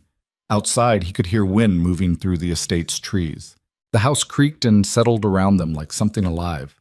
For what it's worth, Victoria said quietly, no one has ever stood up for me like that before. It was stupid, but it was also... She paused. Thank you. You're welcome. Don't do it again. I can't promise that. Victoria made a sound that might have been a laugh or might have been something else. Get some sleep. Tomorrow's going to be worse than today. She was right about that too. Logan woke up to his phone exploding with notifications. Text messages from numbers he didn't recognize. Emails from reporters requesting interviews. Social media mentions that kept climbing. He opened one of the news articles and felt his stomach drop. The headline read, Tech Billionaire's Blue-Collar Husband Attacks Board Member at Charity Gala. Below it was a photo of Logan stepping towards Strauss, his face twisted in anger, looking exactly like the volatile, unstable person Strauss had accused him of being. The article detailed the confrontation, painting Logan as aggressive and Victoria as embarrassingly attached to someone clearly unsuited to her world. There were quotes from unnamed sources questioning Victoria's judgment and suggesting the marriage was evidence of declining mental health. Logan found Victoria already in her office, laptop open, phone pressed to her ear. She gestured for him to sit down while she finished the call. I understand the optics aren't ideal, David, but the situation is manageable. No, I'm not issuing a public apology. Because I didn't do anything wrong. My husband defended me when a board member was being inappropriate. That's what husbands do. She paused, listening. I'll see you at the office Monday. We'll discuss it then. She ended the call and looked at Logan with an expression he couldn't quite read. That was David Chen, our general counsel. He's concerned the board will use last night as justification to accelerate the vote. How bad is it? Bad, but not fatal. Yet. Victoria turned her laptop around so Logan could see the screen. It was an internal company message board where employees were discussing the gala. Some of them think you're a hero for standing up to Strauss. Others think you're proof I've lost perspective. It's split about 60-40 in our favor, saw it. 60-40 isn't great. It's better than I expected. Victoria closed the laptop. The board meeting is Wednesday. That's 4 days. We need to control the narrative before then. How? By showing them we're a real couple. Not just some impulsive mistake I made. Victoria pulled up a calendar on her tablet. We have the Westridge Academy tour tomorrow for Emma's enrollment. The parents will be there. Several of them are shareholders. We need to look stable. United. Monday is the office. You're coming with me, meeting employees, showing you understand what the company does. Tuesday, we have a scheduled interview with Business Weekly magazine. They'll ask about last night. We give them a story that humanizes the situation. Logan's head was spinning. This is insane. This is damage control. It's not enough to be married on paper. We need to make them believe it. Victoria wheeled closer, and that means selling the relationship better than we did last night. Less defending my honor, more subtle supportiveness. Can you do that? I don't know. Can you stop treating me like a prop you're positioning for photographs? Victoria flinched like he'd slapped her. That's not what I'm doing. Isn't it? You've scheduled my entire week without asking me. You're telling me how to act, what to say, when to smile. I'm not a person to you. I'm a chess piece you're moving around your board. That's not fair. Neither is this entire arrangement, but here we are. Logan stood up. I'm going to check on Emma. When you want to discuss things like actual partners instead of a CEO delegating tasks, let me know. He left before Victoria could respond. Emma was awake, sitting in her window seat reading one of the books from her shelf. She looked up when Logan entered. Margaret said you had a fight with someone last night. Logan sat down beside her. Not a fight exactly, just a disagreement. About what? Adult stuff? Company business? Emma studied his face. Are you and Ms. Hale okay? Yeah, sweetheart, we're okay. Are you sure? Because you look sad. Logan pulled her into a hug. I'm not sad. Just tired. Last night was a lot. Do we have to leave? The question caught him off guard. What? No, why would you think that? Well, because when grown-ups fight, sometimes people leave. That's what happened with Mom. Logan's chest tightened. That's not going to happen, Em. I promise. We're staying right here. You promise? I promise. Emma seemed satisfied with that. She went back to her book while Logan sat beside her, watching sunlight move across the expensive carpet, trying to figure out how to keep a promise he wasn't sure he could actually keep. Victoria found him an hour later. She knocked on Emma's doorframe even though the door was open. Can we talk? Logan followed her to the library down the hall, a room he hadn't been in yet. It was all dark wood and leather furniture and floor-to-ceiling bookshelves filled with books that looked like they'd never been opened. Victoria positioned her wheelchair near the window and was quiet for a long moment before speaking. You're right. I've been treating you like an employee instead of a partner. That's not fair, and it's not what we agreed to. She looked at him directly. I'm not good at this. At trusting people. At letting anyone close enough to actually affect me. The last person I trusted completely was Claire, and she's gone. So I default to control because it feels safer than vulnerability. Logan sat down in one of the leather chairs. I get that. But you can't control your way through this. These people will see right through it if we're just following a script. Then what do you suggest? I suggest we stop pretending this is a business transaction and start acting like two people who actually give a damn whether the other one survives this. Logan leaned forward. You want the board to believe we're real? Then we need to be real. Not perfect. Not polished. Just real. Victoria considered this. Real is messy. Yeah, it is. Real means I don't get to control everything. That's kind of the point. Victoria's hands twisted in her lap, a rare break in her usual composure. What if I don't know how to do that anymore? What if I've been controlling everything for so long that I've forgotten how to just be a person instead of a CEO? Then you learn, same way I'm learning how to navigate your world without embarrassing you at charity galas. You didn't embarrass me last night. Victoria's voice was quiet. You defended me. That's different. Strauss didn't seem to think so. Strauss is an ass. His opinion doesn't matter. Victoria wheeled closer. What matters is that the board votes in our favor in 58 days. Everything else is secondary. Logan looked at her and saw the fear hiding behind the corporate mask. She wasn't just scared of losing the company. She was terrified of letting anyone see how completely falling apart she actually was. Okay, he said. We'll do it your way, but with one condition. But ich persuades. What condition? Mars. Ich goes. You stop hiding from Emma and me. We're living in your house, eating at your table, sharing your life. You can't treat us like strangers you're tolerating for business reasons. If this is going to work, we need to actually try to be something that looks like a family, even if it's fake. Victoria was quiet for so long Logan thought she might refuse. Then she nodded slowly. Okay, we'll try it. Starting with tonight. No working through dinner, no disappearing to your office the second we're done eating. You sit with us and we talk about something that isn't the company or the board or damage control. What are we supposed to talk about? I don't know. Normal things. What Emma did today. What made you laugh last week? Anything that doesn't involve hostile takeovers. Victoria looked terrified by the prospect, but she agreed. Fine. Dinner at 7. I'll try. Petit. She wheeled toward the door, but Logan stopped her with a question. Why Claire's car? The one that broke down when we supposedly met. Why were you really driving it that day? Victoria's hand paused on the wheel. Because it still smells like her. Sometimes when everything feels impossible, I sit in that car and pretend she's still here telling me what to do. She looked back at Logan. Stupid, right? No, it's not stupid. She'd hate what I've become. This scared, broken thing that can't even leave the house without having a panic attack. Maybe. Or maybe she'd understand that you're doing the best you can with what you have left. Victoria's eyes shone, but she blinked it back before any tears could fall. 7 o'clock. Don't be late. She left before Logan could respond.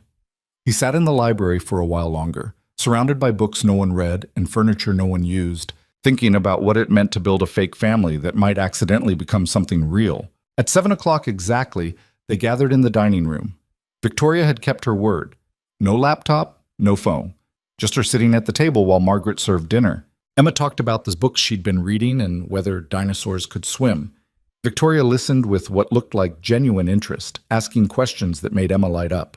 After Emma went to bed, Logan and Victoria sat in the living room with coffee. Neither of them was drinking.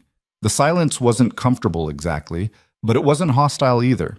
The Westridge tour is at 10 tomorrow, Victoria said. We should take Emma together. United front. Sounds good. And Logan? Victoria set down her untouched coffee. Thank you for pushing back. I needed someone to do that. You're welcome. That aren't ochi shanti spitantem. They sat there as evening faded into night. Not quite friends, not quite partners, but something in between that neither of them knew how to name yet. Outside, the gardens Claire had designed sat empty in the moonlight, waiting for someone brave enough to walk through them again. The Westridge Academy campus looked like something out of a movie about rich kids. Manicured lawns, brick buildings with ivy crawling up the walls. Parents arriving in cars that cost more than most houses. Emma pressed her face against the town car window, eyes wide, clutching Rex so tight Logan worried she might rip him. It's really big, she whispered. You'll do great, sweetheart, Logan said, though his own stomach was churning. Victoria sat across from them, reviewing something on her tablet. She'd been quiet during the drive, her face unreadable. When the car stopped in front of the administration building, she finally looked up. Let me do most of the talking during the tour. The admissions director is Linda Morrison. Her husband owns 6% of Hale Technologies. She'll be evaluating us as much as she's evaluating Emma. Everything's a performance with you people, Logan muttered. Yes, it is. Victoria's tone wasn't defensive, just tired. But Emma gets into a good school regardless, so maybe it's a performance worth having. They climbed out and headed inside. The lobby smelled like expensive wood polish and old money. A woman in her 50s approached with the kind of smile that probably took years of practice to perfect. Ms. Hale, what a pleasure. And this must be Emma. Linda Morrison's eyes swept over Emma's dress, one Margaret had picked out specifically for this meeting, with clear approval. Then her gaze moved to Logan and he watched her recalculate everything. And Mr. Reed, we've been reading about you. I bet you have, Logan said. Dear. Victoria shot him a warning look before taking over smoothly. We're excited to learn more about Westridge. Emma's exceptionally bright, but she's been in public school until now. We want to make sure this environment will challenge her appropriately. Of course. Follow me. Barish saying. Linda led them through hallways lined with photos of graduating classes going back decades. Every student in those photos looked the same. Clean, privileged, destined for Ivy League schools and corner offices. Emma walked between Logan and Victoria's wheelchair, her hand gripping Logan's tighter with every step. The first stop was a classroom where third graders were working on math problems. The teacher paused her lesson to wave at them through the window. Every kid in that room wore the same uniform, sat at the same expensive desks, probably went home to houses like Victoria's. Our curriculum is accelerated, Linda explained. We expect students to perform at least one grade level above public school standards. Does Emma have experience with advanced mathematics? She's been teaching herself multiplication using dinosaur models, Victoria said before Logan could answer. She's particularly strong in pattern recognition and spatial reasoning.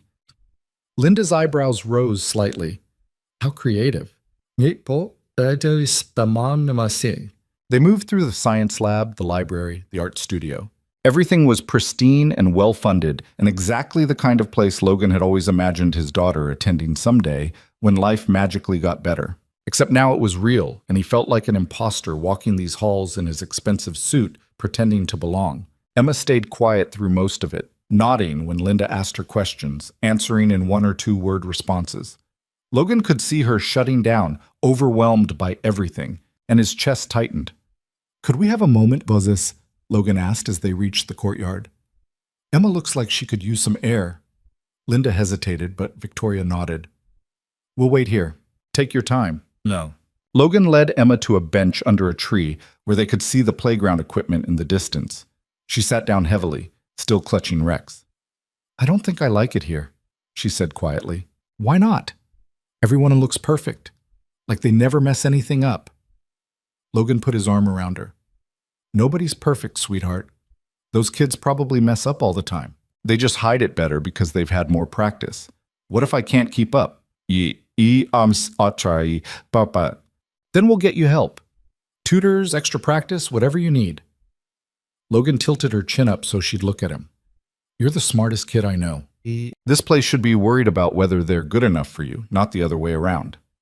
Emma managed a small smile. "You have to say that. You're my dad." I have to say it because it's true." Logan kissed her forehead. "And if you really hate it here, we'll figure something else out. This isn't a prison sentence. Ms. Hale spent a lot of money on the uniforms already. Ms. Hale has plenty of money. She'll survive." Logan stood up and offered his hand. "Come on, let's go finish this tour and then we'll get ice cream after. Deal?" "Deal." They walked back to where Victoria and Linda were waiting. Victoria's eyes met Logan's and he saw the question there. He gave a small nod and watched her shoulders relax slightly. The rest of the tour went smoother. Emma started asking questions about the science lab equipment and the library collection. Linda warmed up incrementally, especially when Emma demonstrated she actually could do multiplication in her head by calculating how many books were on a shelf based on the number of rows. They ended up in Linda's office signing enrollment papers. Logan's hand hesitated over the signature line when he saw the tuition cost, $48,000 per year. Victoria reached over and squeezed his hand once before he signed. "Emma will start Monday," Linda said, collecting the paperwork. "We'll have her uniform ready for pickup tomorrow, and Ms. Hale, Mr. Reed, I have to say I'm impressed with how well you're handling everything. The media attention must be challenging." "We're managing," Victoria said carefully. "I'm sure, though I have to ask, and forgive me for being direct, but given the current board situation, is Emma's enrollment secure regardless of how the vote goes?" The room temperature dropped. Logan felt Victoria stiffen beside him. "The vote will go in my favor, Shikir," Victoria said evenly. "But even if it didn't, Emma's enrollment is guaranteed. I've established a trust specifically for her education." "How thorough." Linda's smile didn't quite reach her eyes. "My husband mentioned there's some concern about the stability of your marriage affecting your judgment. I wanted to assure myself that Emma won't be caught in the middle of anything unfortunate." Logan opened his mouth, but Victoria's hand on his arm stopped him. "Linda, with all due respect, my marriage is none of your husband's concern, or the board's, or yours." Victoria's voice stayed level, but steel ran through it. "Emma is enrolled. The tuition is paid. If you have concerns about our family situation, I suggest you address them directly, instead of hiding behind concern for a 7-year-old's well-being." Linda's face flushed. I didn't mean to offend. "Yes, you did, but it's fine. We're done here."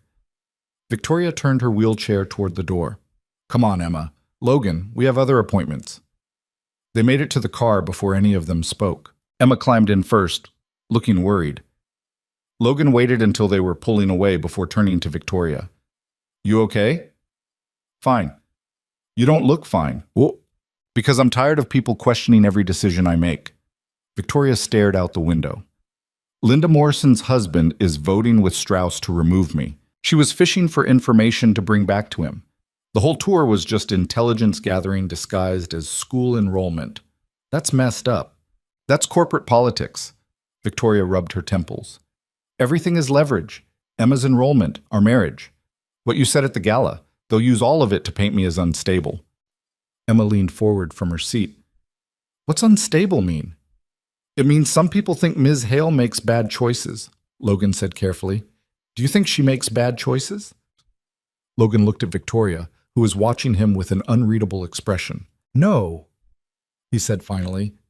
"I think she makes hard choices that other people don't understand." Emma seemed satisfied with that answer. She went back to looking out the window at the city passing by. Victoria's eyes stayed on Logan for a long moment before she looked away. They got ice cream like Logan promised, sitting at an outdoor cafe where people stared at Victoria's wheelchair and Logan's face, now recognizable from the gala photos, with barely concealed curiosity. Emma was oblivious, focused entirely on her chocolate cone that was melting faster than she could eat it. "The office tomorrow is going to be worse than the school tour," Victoria said quietly, while Emma wasn't listening. 18,000 employees. Most of them have seen the articles. You'll be under a microscope. I can handle it. Can you? Because if you lose your temper again, I won't. Logan met her eyes. I learned my lesson. Strauss wants me to react. I'm not giving him the satisfaction. Good. Victoria pushed her untouched ice cream around in its cup. The key is making the employees like you. If they're on our side, it puts pressure on the board. Shareholders care about employee morale. So I'm campaigning now? You've been campaigning since you signed the contract. This is just a different venue. Logan wanted to argue, but Emma returned from throwing away her napkin, saving him from saying something he'd regret. They drove back to the estate in silence. Margaret met them at the door with a message that Victoria had 3 urgent calls waiting. Victoria disappeared into her office without a word. Emma went to her room to read. Logan wandered the house aimlessly, ending up in the library again. The books on the shelves were classics. Hemingway, Fitzgerald, Austen. All first editions probably worth thousands of dollars each. He pulled down The Great Gatsby and opened to a random page. Claire loved that one. Logan turned to find Victoria in the doorway. She wheeled inside and positioned herself near the window where afternoon light cut across the floor in geometric patterns. She used to say Gatsby was the quintessential American tragedy, Victoria continued.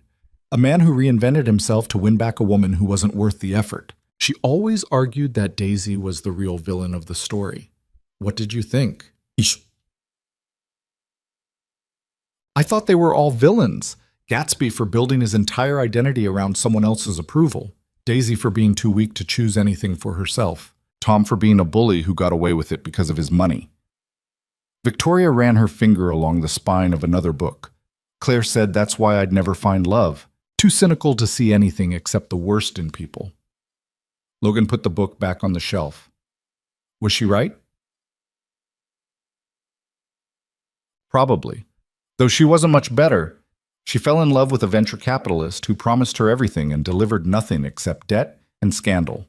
That's actually why we were arguing the night she died. I told her she needed to cut him loose before he destroyed the company. She told me I was jealous because I'd never understood what it felt like to trust someone completely. What happened to him? The venture capitalist? He disappeared the day after the funeral, took what money he could access and vanished. Turns out he'd been embezzling from us for months. Victoria's voice stayed level, but her hands were clenched tight in her lap. So Claire died defending someone who was robbing us blind. And I'm left running a company while her ghost reminds me every day that I was right. But it doesn't matter because she's still gone. Logan sat down in the chair across from her. Logan sat. That's not your fault. Isn't it? If I'd been less critical, less controlling, if I just supported her instead of arguing, maybe she wouldn't have been so upset. Maybe she would have seen the truck coming. Or maybe a truck ran a red light and there's nothing either of you could have done to stop it. Logan leaned forward. You can't live your whole life wondering what if. It'll eat you alive. What else am I supposed to do? Figure out how to forgive yourself for still being here when she's not. Victoria's eyes shone, but she blinked it back the same way she always did. The board meeting is Wednesday. 3 days. If we lose, this all falls apart. Then we don't lose. It's not that simple. Maybe it is. Maybe you stop thinking about it like a business transaction and start thinking about it like a fight you actually want to win. Logan stood up. You've been operating like someone who's already lost, going through the motions, hiding in this house, acting like the company's already gone. But you're still here. The vote hasn't happened yet. So start acting like you plan to survive this. Victoria stared at him for a long moment. Where's this coming from? From watching you give up on yourself while demanding everyone else believe in you. Logan walked toward the door. Dinner's at 7. Try to show up like you actually want to be there, instead of like it's another obligation you're enduring. He left before she could respond. His heart was pounding. He probably just crossed a line he shouldn't have crossed, but he was tired of watching Victoria slowly disappear into her own grief while simultaneously demanding Logan perform like everything was fine. That evening, Victoria showed up to dinner 5 minutes early. She asked Emma about her favorite book and actually listened to the answer. She told a story about Claire trying to teach her to bake and burning an entire batch of cookies so badly they set off the fire alarm. Emma laughed so hard she nearly fell out of her chair. After Emma went to bed, Victoria and Logan ended up in the living room again. This time, Victoria spoke first. I've been thinking about what you said, about giving up. But I shouldn't have said it like that. It wasn't fair. No, it was accurate. Victoria looked down at her hands. After the accident, after Claire died, it felt easier to just stop fighting. Let the board win. Sell the company. Disappear somewhere nobody knew me. I was halfway to doing exactly that when you stopped that robbery. What changed? Jambosi. Honis. I saw someone willing to risk everything for a stranger. And it made me realize I wasn't even willing to risk anything for something I supposedly cared about. Victoria met his eyes. You're right. I've been operating like someone who's already lost. That stops now. What does that mean? It means Wednesday I'm going into that board meeting ready to fight. Not just survive. Actually fight. Something shifted in Victoria's expression. The first real determination Logan had seen from her. And I'm going to need you there, not as a prop. As a partner who's actually invested in the outcome. I am invested. Are you?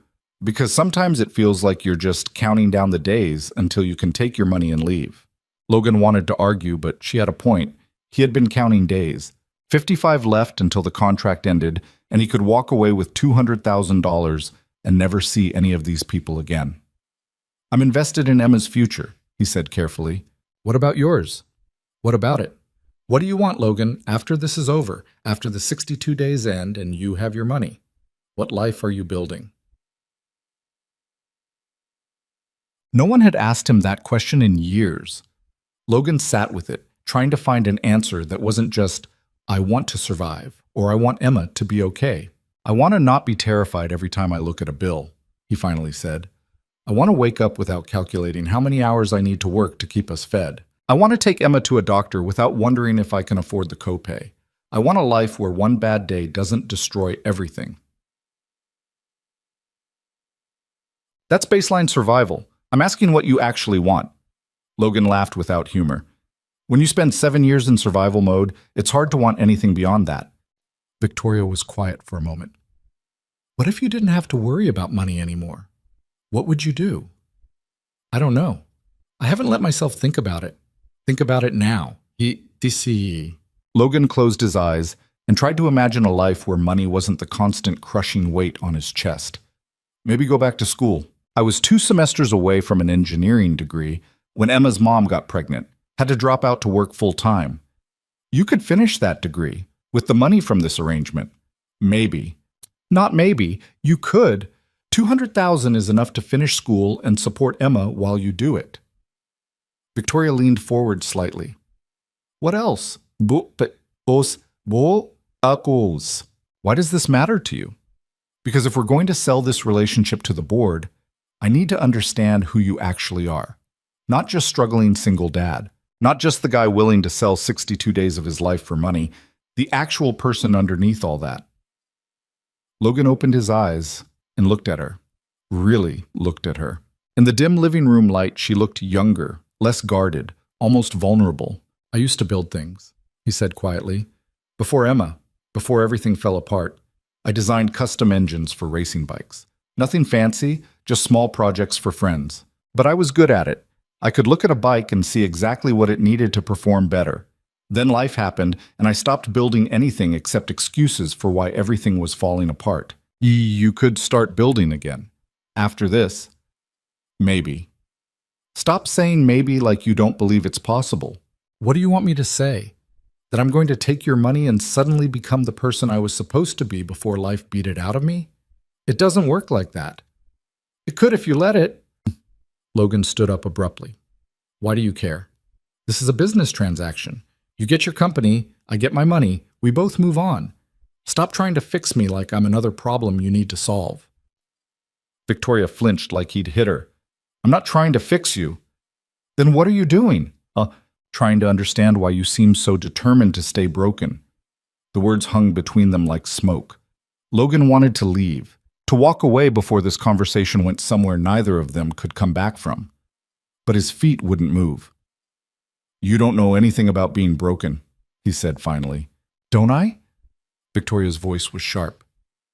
I'm 30 years old, running $1 billion company from a wheelchair, hiding in a house because I can't face the world that killed my sister. I haven't been on a date in 3 years. Haven't had a friend outside of work in longer than that. My entire life is balance sheets and board meetings and trying to pretend I'm not falling apart every second of every day. Don't tell me I don't know about broken. They stared at each other across the expensive living room in the enormous house while the silence pressed down like weight. Finally, Logan sat back down. I'm sorry, he said.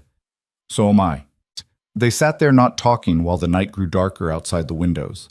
Eventually, Victoria spoke again, quieter this time. Wednesday is going to be brutal. The board will tear us apart looking for weaknesses. Strauss will have everything documented.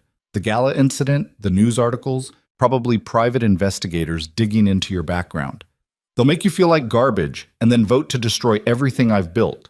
So what's the plan? We go in there and we make them believe we're real. Not perfect, not a fairy tale. Just two broken people who found each other and decided to try. Victoria looked at him. Can you do that? Logan thought about Emma sleeping upstairs in a bedroom 3 times the size of anywhere they'd lived before. About the medication she needed sitting in the cabinet without worry about payment. About 55 days left on a contract that was supposed to be simple. Yeah, he said, I can do that. Thank you. Victoria wheeled toward the hallway, but paused before leaving. For what it's worth, I think you'd be a good engineer. You see problems and fix them. That's the whole job. She disappeared down the hall before Logan could respond. He sat alone in the living room trying to remember the last time anyone had believed in him for something other than his ability to endure hardship. The next 2 days passed in a blur of preparation. Victoria drilled Logan on company statistics, board member backgrounds, shareholder voting patterns. They practiced answers to hostile questions. They rehearsed their relationship timeline until Logan could recite it in his sleep. Marcus appeared again with more suits. The barber came back to maintain the haircut Logan was starting to get used to. Emma started at Westridge on Monday. Logan dropped her off that first morning and watched her walk through the gates in her uniform, looking tiny and scared and braver than he'd ever been. When he picked her up that afternoon, she was excited, talking nonstop about her new teacher in the science lab and a girl named Sophie, who also liked dinosaurs. Tuesday morning, the Business Weekly reporter arrived at the estate. Her name was Jennifer Cross, and she had the kind of sharp eyes that missed nothing. She set up her recorder on the living room coffee table and smiled at Logan and Victoria like a shark smelling blood. "Thank you for agreeing to this interview," Jennifer said. "I know it's been a challenging few weeks." "We're managing," Victoria replied smoothly. "I'm sure. Though the optics of your marriage have certainly raised questions. Richard Strauss publicly suggested it indicates declining judgment. How do you respond to that?" I'd respond that Richard Strauss has been trying to remove me as CEO since my sister died. My marriage gives him convenient ammunition, but it doesn't change the fundamental question, whether I'm capable of running Hale Technologies. The answer is yes, Tuts. Jennifer turned to Logan. "And you, Mr. Reed, you've been thrust into an unfamiliar world very quickly. How are you handling the pressure?" "By focusing on what matters," Logan said, sticking to the script they'd practiced. Victoria needed support. Emma needed stability. Everything else is just noise. "Romantic. Though some shareholders have expressed concern that you're a distraction from the company's needs, that Ms. Hale's attention is divided when it should be entirely focused on corporate matters." Logan felt Victoria tense beside him but kept his voice level. Those shareholders are welcome to their opinions, but if they think Victoria is anything less than completely dedicated to Hale Technologies, they haven't been paying attention. She works 16-hour days. She knows every department, every project, every employee by name. Getting married didn't change that. It just gave her something to come home to besides spreadsheets. Jennifer's eyebrows rose slightly. "You're quite defensive of her." "I'm quite tired of people assuming she's incompetent because she fell in love with someone they consider beneath her." Logan leaned forward. "Here's what I've learned about your world in the past few weeks. Money doesn't make you smart. Success doesn't make you right.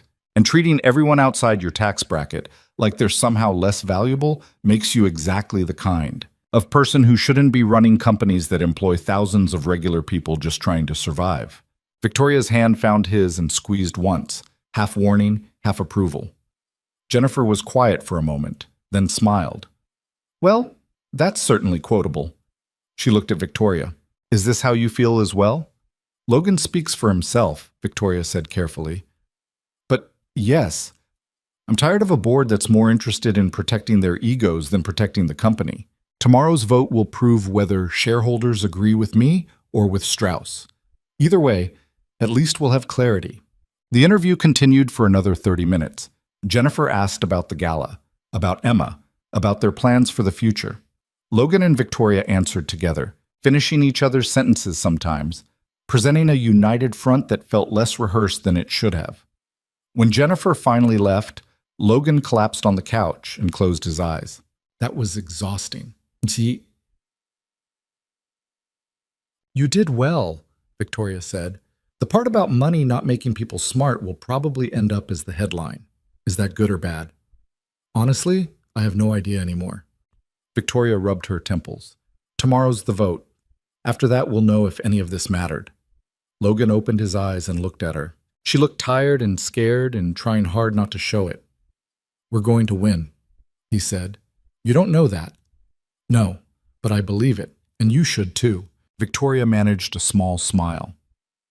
"When did you become an optimist?" "About 5 minutes ago. I'm trying it out." Logan sat up. "What time's the board meeting?" 2 p.m. "We need to be there by 1:30. Victoria's hands twisted in her lap. "I'm terrified." "I know." "What if we lose?" "Then we lose. And you figure out what comes next. But you'll still be here. Still breathing. Still capable of building something new." Victoria looked at him like she was trying to decide whether to believe that. "Thank you for doing this. For staying. For not running when everything got complicated." "Where would I run to?" "My truck. That option expired when you paid Emma's hospital bills. You could have left anyway. Broken the contract. I wouldn't have sued you." "Yeah, you would have." Victoria laughed despite everything. "Probably. But still. Thank you. No." They sat there as afternoon faded toward evening, not talking, just existing in the same space without pretending they needed to fill it with words. Eventually, Victoria wheeled toward the hall. "I need to review notes for tomorrow. Try to get some sleep tonight. It's going to be a long day." VP Logan nodded but didn't move. He sat in the living room watching shadows lengthen across the expensive furniture, thinking about tomorrow and board votes and 54 days still remaining on a contract that was supposed to be simple. Nothing about this was simple anymore, and tomorrow everything would either fall apart or somehow, impossibly, work. Logan barely slept. He lay on the pull-out couch staring at the ceiling while his mind ran through every possible disaster scenario for the board meeting. Around 3 a.m., he heard Victoria moving in the bedroom, the sound of her wheelchair on hardwood, the bathroom light clicking on. She wasn't sleeping either. Morning came too fast and too slow at the same time. Logan found Victoria already dressed in a sharp navy suit, reviewing notes at the dining table. She looked up when he entered, and he saw the fear she was trying to hide behind professional competence. "Coffee's ready," she said. "You should eat something." "Not hungry." "Eat anyway. You'll need the energy." They sat across from each other, picking at breakfast neither of them wanted. Emma came down still in her pajamas, dragging Rex behind her. She climbed into Logan's lap without asking. "Why do you both look scared?" she asked. "We're not scared, sweetheart, just thinking about work stuff." Emma looked at Victoria. "Are they going to be mean to you again?" Victoria's expression softened. "Probably, but your dad will be there. That makes it easier." "Will you be okay?" "I think so." Emma seemed to consider this seriously. Then she climbed off Logan's lap, walked around the table, and hugged Victoria. Victoria froze for a second like she didn't know what to do with the affection. Then her arms came up slowly, and she hugged Emma back. "Thank you," Victoria whispered. "You're welcome." Emma pulled away and looked between them. "You should hold hands when you go in. That's what people do when they're scared. It helps." Logan and Victoria looked at each other across the table. Something passed between them that Logan couldn't quite name. "That's good advice," Victoria said. "We'll try that."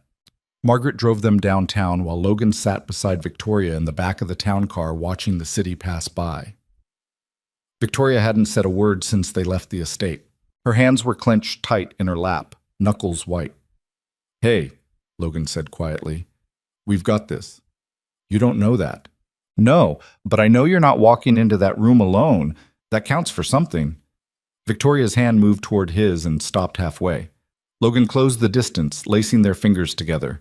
She held on like he was the only thing keeping her from drowning. Hale Technologies' headquarters was a glass tower downtown that probably cost more to build than Logan would make in 10 lifetimes. They rode the elevator to the executive floor in silence. Victoria's assistant was waiting when the doors opened. "They're gathering in the main conference room," she said. "Everyone's already here." "Of course they are." Victoria's voice was steady, but Logan felt her hand trembling in his. "Let's get this over with." The conference room was enormous, all glass walls and a table that could seat 30 people. 15 board members sat waiting, along with various lawyers and executives Logan didn't recognize. Richard Strauss sat at the head of the table like he already owned the place. His eyes went immediately to Logan and Victoria's joined hands, and something predatory moved across his face. "Victoria, Mr. Reed, how kind of you to grace us with your presence." Strauss gestured to seats at the opposite end of the table. "Please, sit. We have much to discuss." Victoria wheeled to the indicated spot. Logan took the chair beside her, hyper-aware of every eye in the room cataloging his presence. He recognized a few faces from the gala and the news articles. Most looked openly hostile. A few seemed merely curious. "Let's begin," Strauss said. "We're here to vote on a motion to remove Victoria Hale as CEO of Hale Technologies and approve the sale of the company to Strauss and Reed Capital. Before we vote, I'd like to present evidence supporting this motion." He pressed a button and a screen descended from the ceiling. Images appeared, photos from the gala showing Logan confronting Strauss, news articles with headlines about Victoria's questionable judgment, financial reports highlighting quarterly losses, a timeline of Victoria's public appearances showing she'd barely left the estate in months. "As you can see," Strauss continued, "Ms. Hale has demonstrated a pattern of instability, reclusiveness suggesting possible mental health issues, impulsive decision-making evidenced by her sudden marriage to a man with no business experience or social standing, aggressive behavior at public events, These are not the qualities we need in a CEO during a critical growth period. Victoria sat perfectly still, her face expressionless, but Logan felt her hand gripping his tighter and tighter. Furthermore, Strauss pulled up another slide showing the company's stock price. Investor confidence has declined steadily over the past 6 months. The market is reacting to Ms. Hale's perceived instability. A sale to Strauss and Reed would restore confidence and maximize shareholder value. He went on for 20 minutes, systematically destroying Victoria's credibility.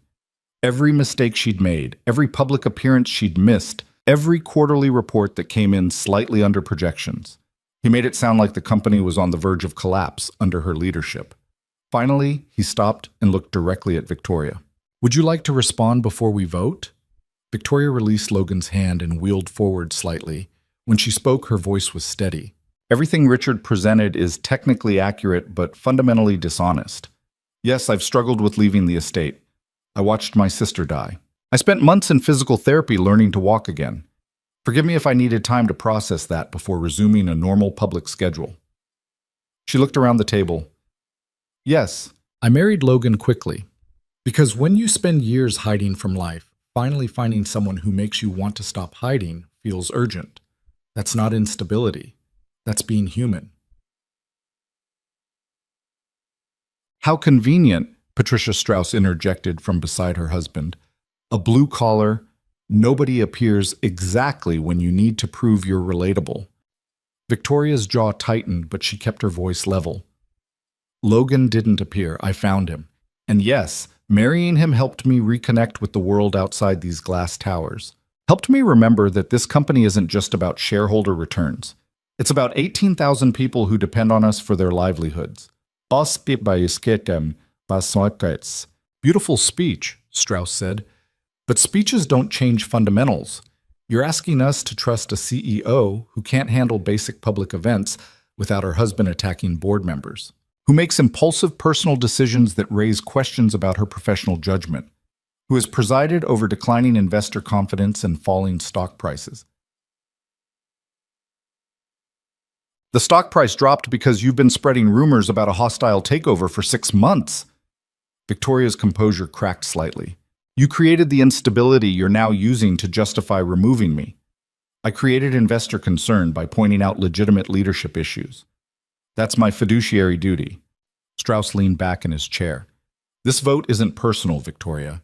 It's business. And the business case for your removal is overwhelming." Dates. Victoria looked around the table at the 15 board members who would decide her fate. Most avoided her eyes. A few looked genuinely conflicted. Thomas Chen was studying his hands like they contained answers he couldn't quite read. Logan couldn't stay quiet anymore. He stood up. "Can I say something?" Strauss's eyebrows rose. "This is a board meeting, Mr. Reed. You're not a board member." "No, I'm not. I'm just the guy who married Victoria because I was desperate, and she made me an offer I couldn't refuse." Logan ignored Victoria's sharp intake of breath. Logan ignored. "You all want to know if our marriage is real? If I'm some kind of con artist after her money? Here's the truth. 3 weeks ago, I was sleeping in my truck with my daughter because we'd been evicted. I was one missed shift away from losing everything. Victoria offered me $200,000 to pretend to be her husband for 62 days. I signed the contract because I'm a desperate father who'd do anything to give his kid a stable life." The room erupted. Board members shouting questions, lawyers scrambling for their phones, Strauss leaning back with a smile of pure triumph. Victoria's face had gone white. Logan raised his voice over the chaos.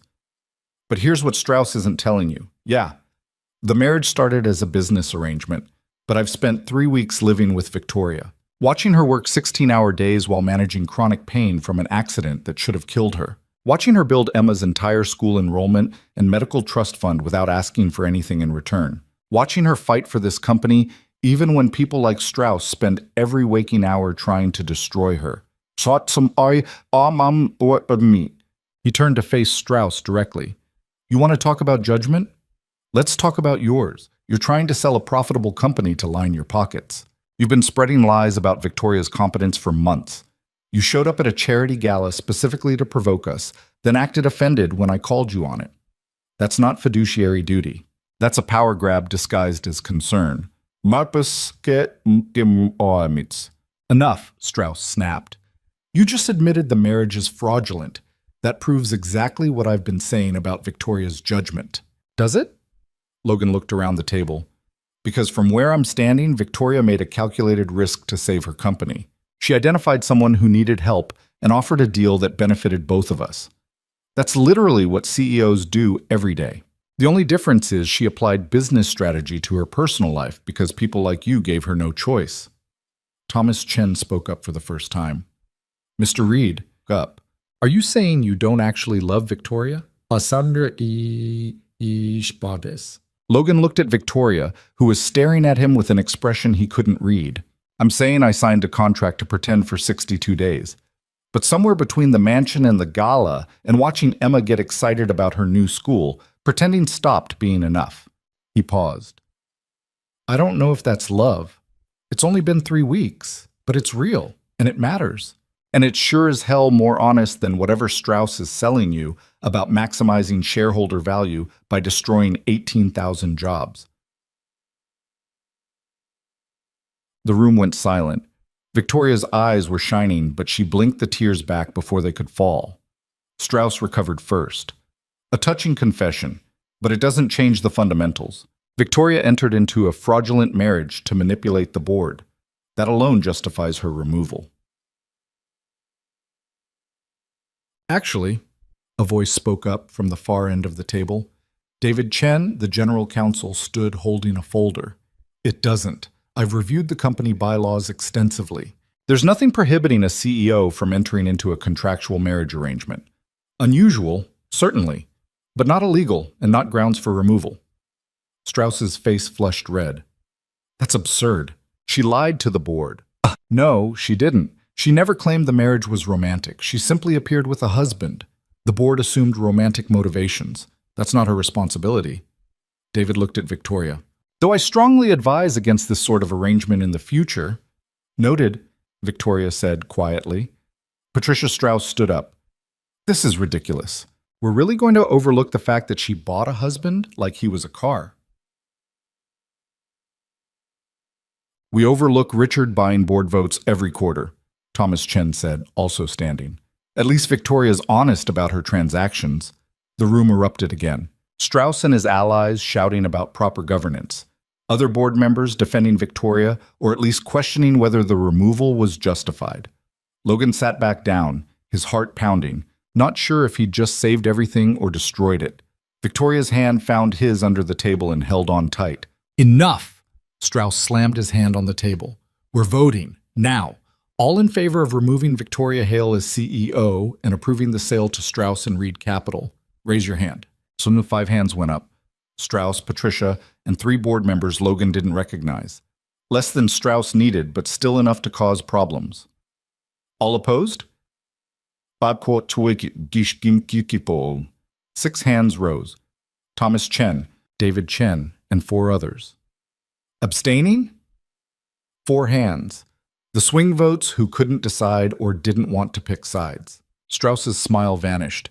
The motion fails. Victoria Hale remains CEO. The room exploded into conversation. Some board members were already leaving, clearly disgusted. Others gathered around Victoria, offering congratulations or warnings, or both. Strauss sat frozen at the head of the table, staring at the vote count like it had personally betrayed him. Patricia leaned close to him and whispered something sharp.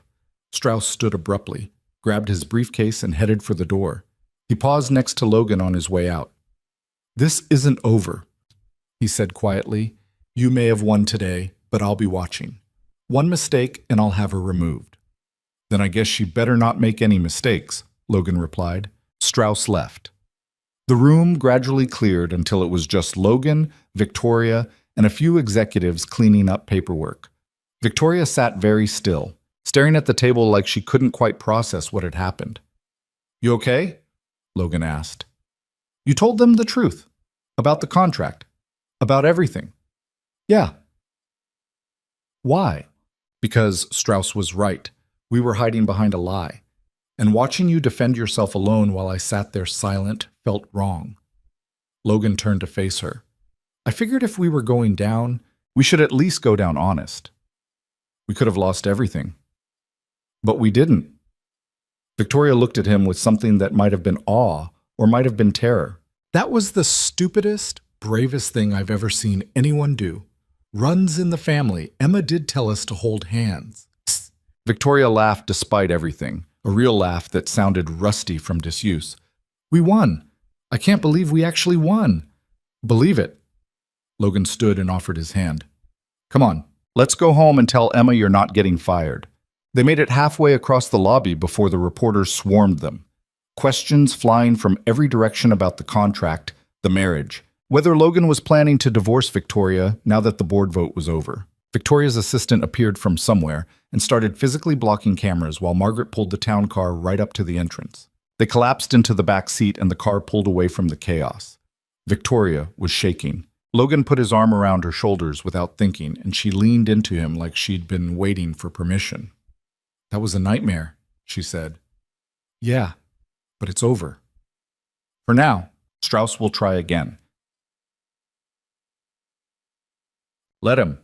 You've got 54 days to prove he's wrong about everything. Logan paused. Or 54 days until the contract ends and I take my money and disappear, depending on how you want to play it. Victoria pulled away slightly and looked at him. Is that what you want, to disappear? Logan thought about the question seriously. 3 weeks ago, the answer would have been immediate. Yes, take the money and run. Build a life far away from board meetings and charity galas and people who treated him like garbage. But now Emma had friends at Westridge. He'd started imagining finishing his engineering degree, and Victoria had started feeling less like a stranger and more like someone he actually gave a damn about. I don't know what I want, he admitted. $200,000 is life-changing money. But walking away after everything we just went through feels wrong. You don't owe me anything beyond the contract. I know, but maybe that's the point. Maybe doing something because you want to, instead of because you have to, is what makes it matter. Victoria was quiet for a long moment. What if we renegotiated? What? The contract. What if instead of 62 days and $200,000, we tried something different? Like what? Like actually seeing if this could work. No timeline, no payment, just two people figuring out if they want to build something together. Logan's heart was beating too fast. That's terrifying. I know. What about Emma? What about her? She's happy here. She loves her school. And she asked me yesterday if you and I were going to get married for real. Victoria smiled slightly. When I said we already were married, she said she meant for real, not pretend real. Smart kid. She gets it from her dad. Oh. Logan looked out the window at the city passing by. Everything in him was screaming that this was a bad idea, that he should take his money, walk away clean, build a life that didn't involve board votes and hostile shareholders, and people who'd spend every day reminding him he didn't belong. But Emma's laugh echoed in his head, and Victoria's hand was still in his. And for the first time in 7 years, Logan could imagine a future that looked like something other than just surviving. Okay, he said quietly. Okay? Let's try it. No contract, no timeline. Just see what happens. Victoria's smile was tentative but real. Just so we're clear, I have no idea how to do this. The relationship part. I'm terrible at trusting people, and I'll probably try to control everything and push you away when things get hard. And I'm a broke mechanic with trust issues and a daughter who will always come first. I'll probably resent your money and pick fights when I feel out of place. We're a disaster waiting to happen. Absolutely. Logan squeezed her hand. But maybe that's okay. Maybe perfect isn't what either of us needs. They pulled up to the estate. Emma was waiting at the door with Margaret, still in her school uniform. She ran toward the car as they got out. Did you win? She shouted. We won, Victoria confirmed. Emma threw her arms around Victoria first, then Logan. I told you holding hands would help. You were right, Logan said. You're very smart. I know. Emma pulled back and looked between them seriously. So are you staying together for real now, or just for pretend? Logan looked at Victoria. She looked back with an expression that was half hope and half terror. For real, Logan said. If that's okay with you. Emma's face split into the biggest smile Logan had seen in years. Can we celebrate? Can we get pizza and watch a movie? A real family movie night? Victoria laughed. Yeah, we can do that. They ordered pizza and ate it in the living room instead of the formal dining room. Emma picked the movie, some animated thing about dragons that Logan had seen 40 times. They sat together on the couch, Emma between them, and for a few hours everything felt almost normal, almost like the family they were pretending to be might actually become real. After Emma went to bed, Logan and Victoria ended up in their usual spots. Except this time when Victoria started to wheel toward the bedroom, Logan stopped her. Can we talk about what happens now? Victoria turned back. What do you mean? I mean, we just threw away the contract. We agreed to try something real, but we didn't actually define what that means. Does it need to be defined? Probably. We're both control freaks. We'll drive each other crazy if we don't set some ground rules. Victoria wheeled closer. Okay, ground rules. You first. Logan thought about it. Emma comes first, always. Before the company, before us, before everything. If you can't accept that, this won't work. I accept it, gladly. Victoria paused. My turn. I need you to understand that running this company isn't optional for me. It's how I honor Claire, how I prove her death meant something. I'll try to balance work and family better, but I can't just walk away from Hale Technologies. Whoopsies, but I'm not asking you to. I'm asking you to show up for dinner and acknowledge that Emma and I exist outside of being convenient props for board meetings. Fair. Victoria's hands twisted in her lap. What about the money? You still need it for school, for Emma's future, for not sleeping in your truck. I'll figure it out. Get a job. Apply for financial aid. Do what normal people do instead of taking handouts from billionaires I'm dating. That's stupid pride talking. Maybe, but it's my pride. Let me keep it. Victoria smiled despite herself. Fine, but I'm still maintaining Emma's trust fund. That's non-negotiable. Deal. They sat in comfortable silence for a moment. Then Victoria spoke again, quieter this time. I'm scared this won't work. That I'll mess it up the way I mess up everything that matters. You didn't mess up the company. You saved it today. With your help. Well, that's how partnerships work. You save each other. Logan moved to sit beside her wheelchair. And yeah, we'll probably mess this up sometimes. Fight over stupid things. Hurt each other without meaning to. But maybe we try anyway, because the alternative is spending the rest of our lives wondering what if. Victoria reached out and touched his face gently. When did you become wise? About 5 minutes ago. I'm winging it. Us. She laughed and pulled him closer. They kissed for the first time without an audience or cameras or any reason except that they wanted to. It was tentative and a little awkward and absolutely nothing like the perfect movie moments Logan had imagined as a kid. It was better because it was real. The weeks that followed weren't easy. Logan started community college classes while working part-time at a custom garage across town. The engineering program was harder than he remembered, and balancing school with Emma and Victoria felt impossible most days. Victoria threw herself back into running the company, traveling to investor meetings and rebuilding relationships Strauss had damaged. They fought about her working too much. She fought about him being too proud to accept help. But they also had movie nights.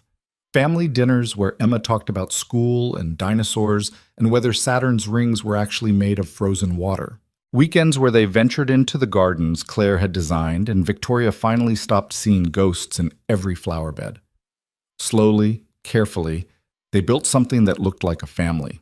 6 months after the board meeting, Victoria walked across the estate's back lawn without her wheelchair. It took her 20 minutes to cover 100 feet, and she nearly fell twice. But Logan and Emma were there to catch her. And when she finally made it to the garden bench where Claire's favorite roses grew, she cried for the first time since the accident. A year after the contract ended, Logan graduated with his engineering degree. Victoria and Emma sat in the audience cheering louder than anyone else.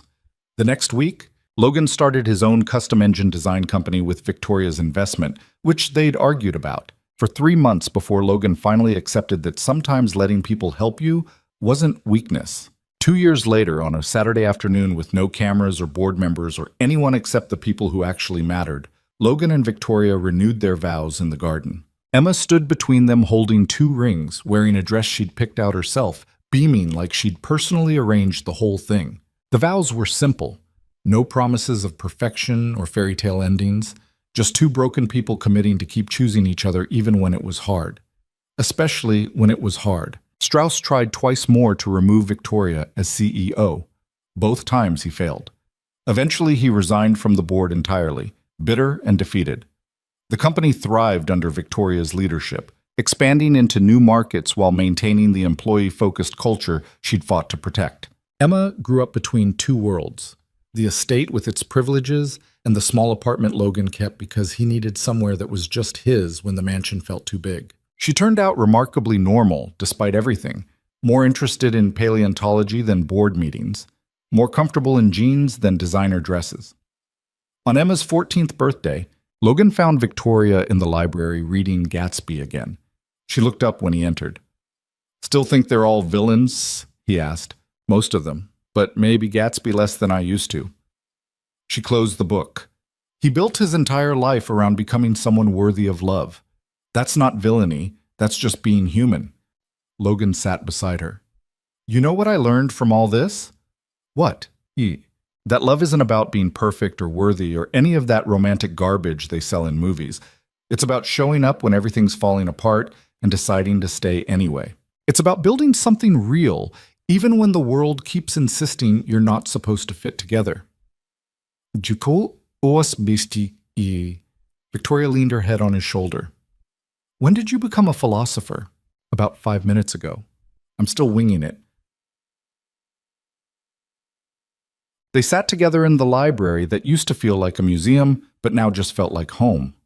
Outside, Emma was playing in the gardens with friends from school, their laughter drifting through open windows. The house that had once been empty and silent was full of noise and life and the beautiful mess of people who'd chosen each other. It wasn't perfect. Logan still had days where he felt out of place at company events. Victoria still worked too much and struggled with letting people close. Emma still asked hard questions about her mother, who'd left, and whether that meant love was temporary.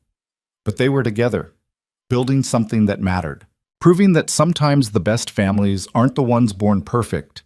They're the ones cobbled together from broken pieces by people brave enough to try. And in the end, that was enough. More than enough. It was everything they'd needed without knowing to ask for it. Because real love, the kind worth fighting for, isn't about finding someone who completes you. It's about finding someone who sees you're incomplete and stays anyway, who helps you build the missing pieces instead of demanding you show up whole. Logan had learned that lesson in a truck while drowning in debt. Victoria had learned it in a wheelchair while hiding from grief. And Emma had somehow known it all along. Sometimes the best things in life come from desperate choices made in dark moments. Sometimes the contracts we sign to survive become the foundations for something worth living for. And sometimes, if you're lucky enough and brave enough and stubborn enough to keep trying, the family you build from nothing becomes everything you never knew you needed. That was the story Logan would tell Emma someday when she was old enough to understand it. Not a fairy tale, not a romance novel, just the truth about two broken people who found each other at rock bottom and decided that maybe, just maybe, broken together was better than perfect alone.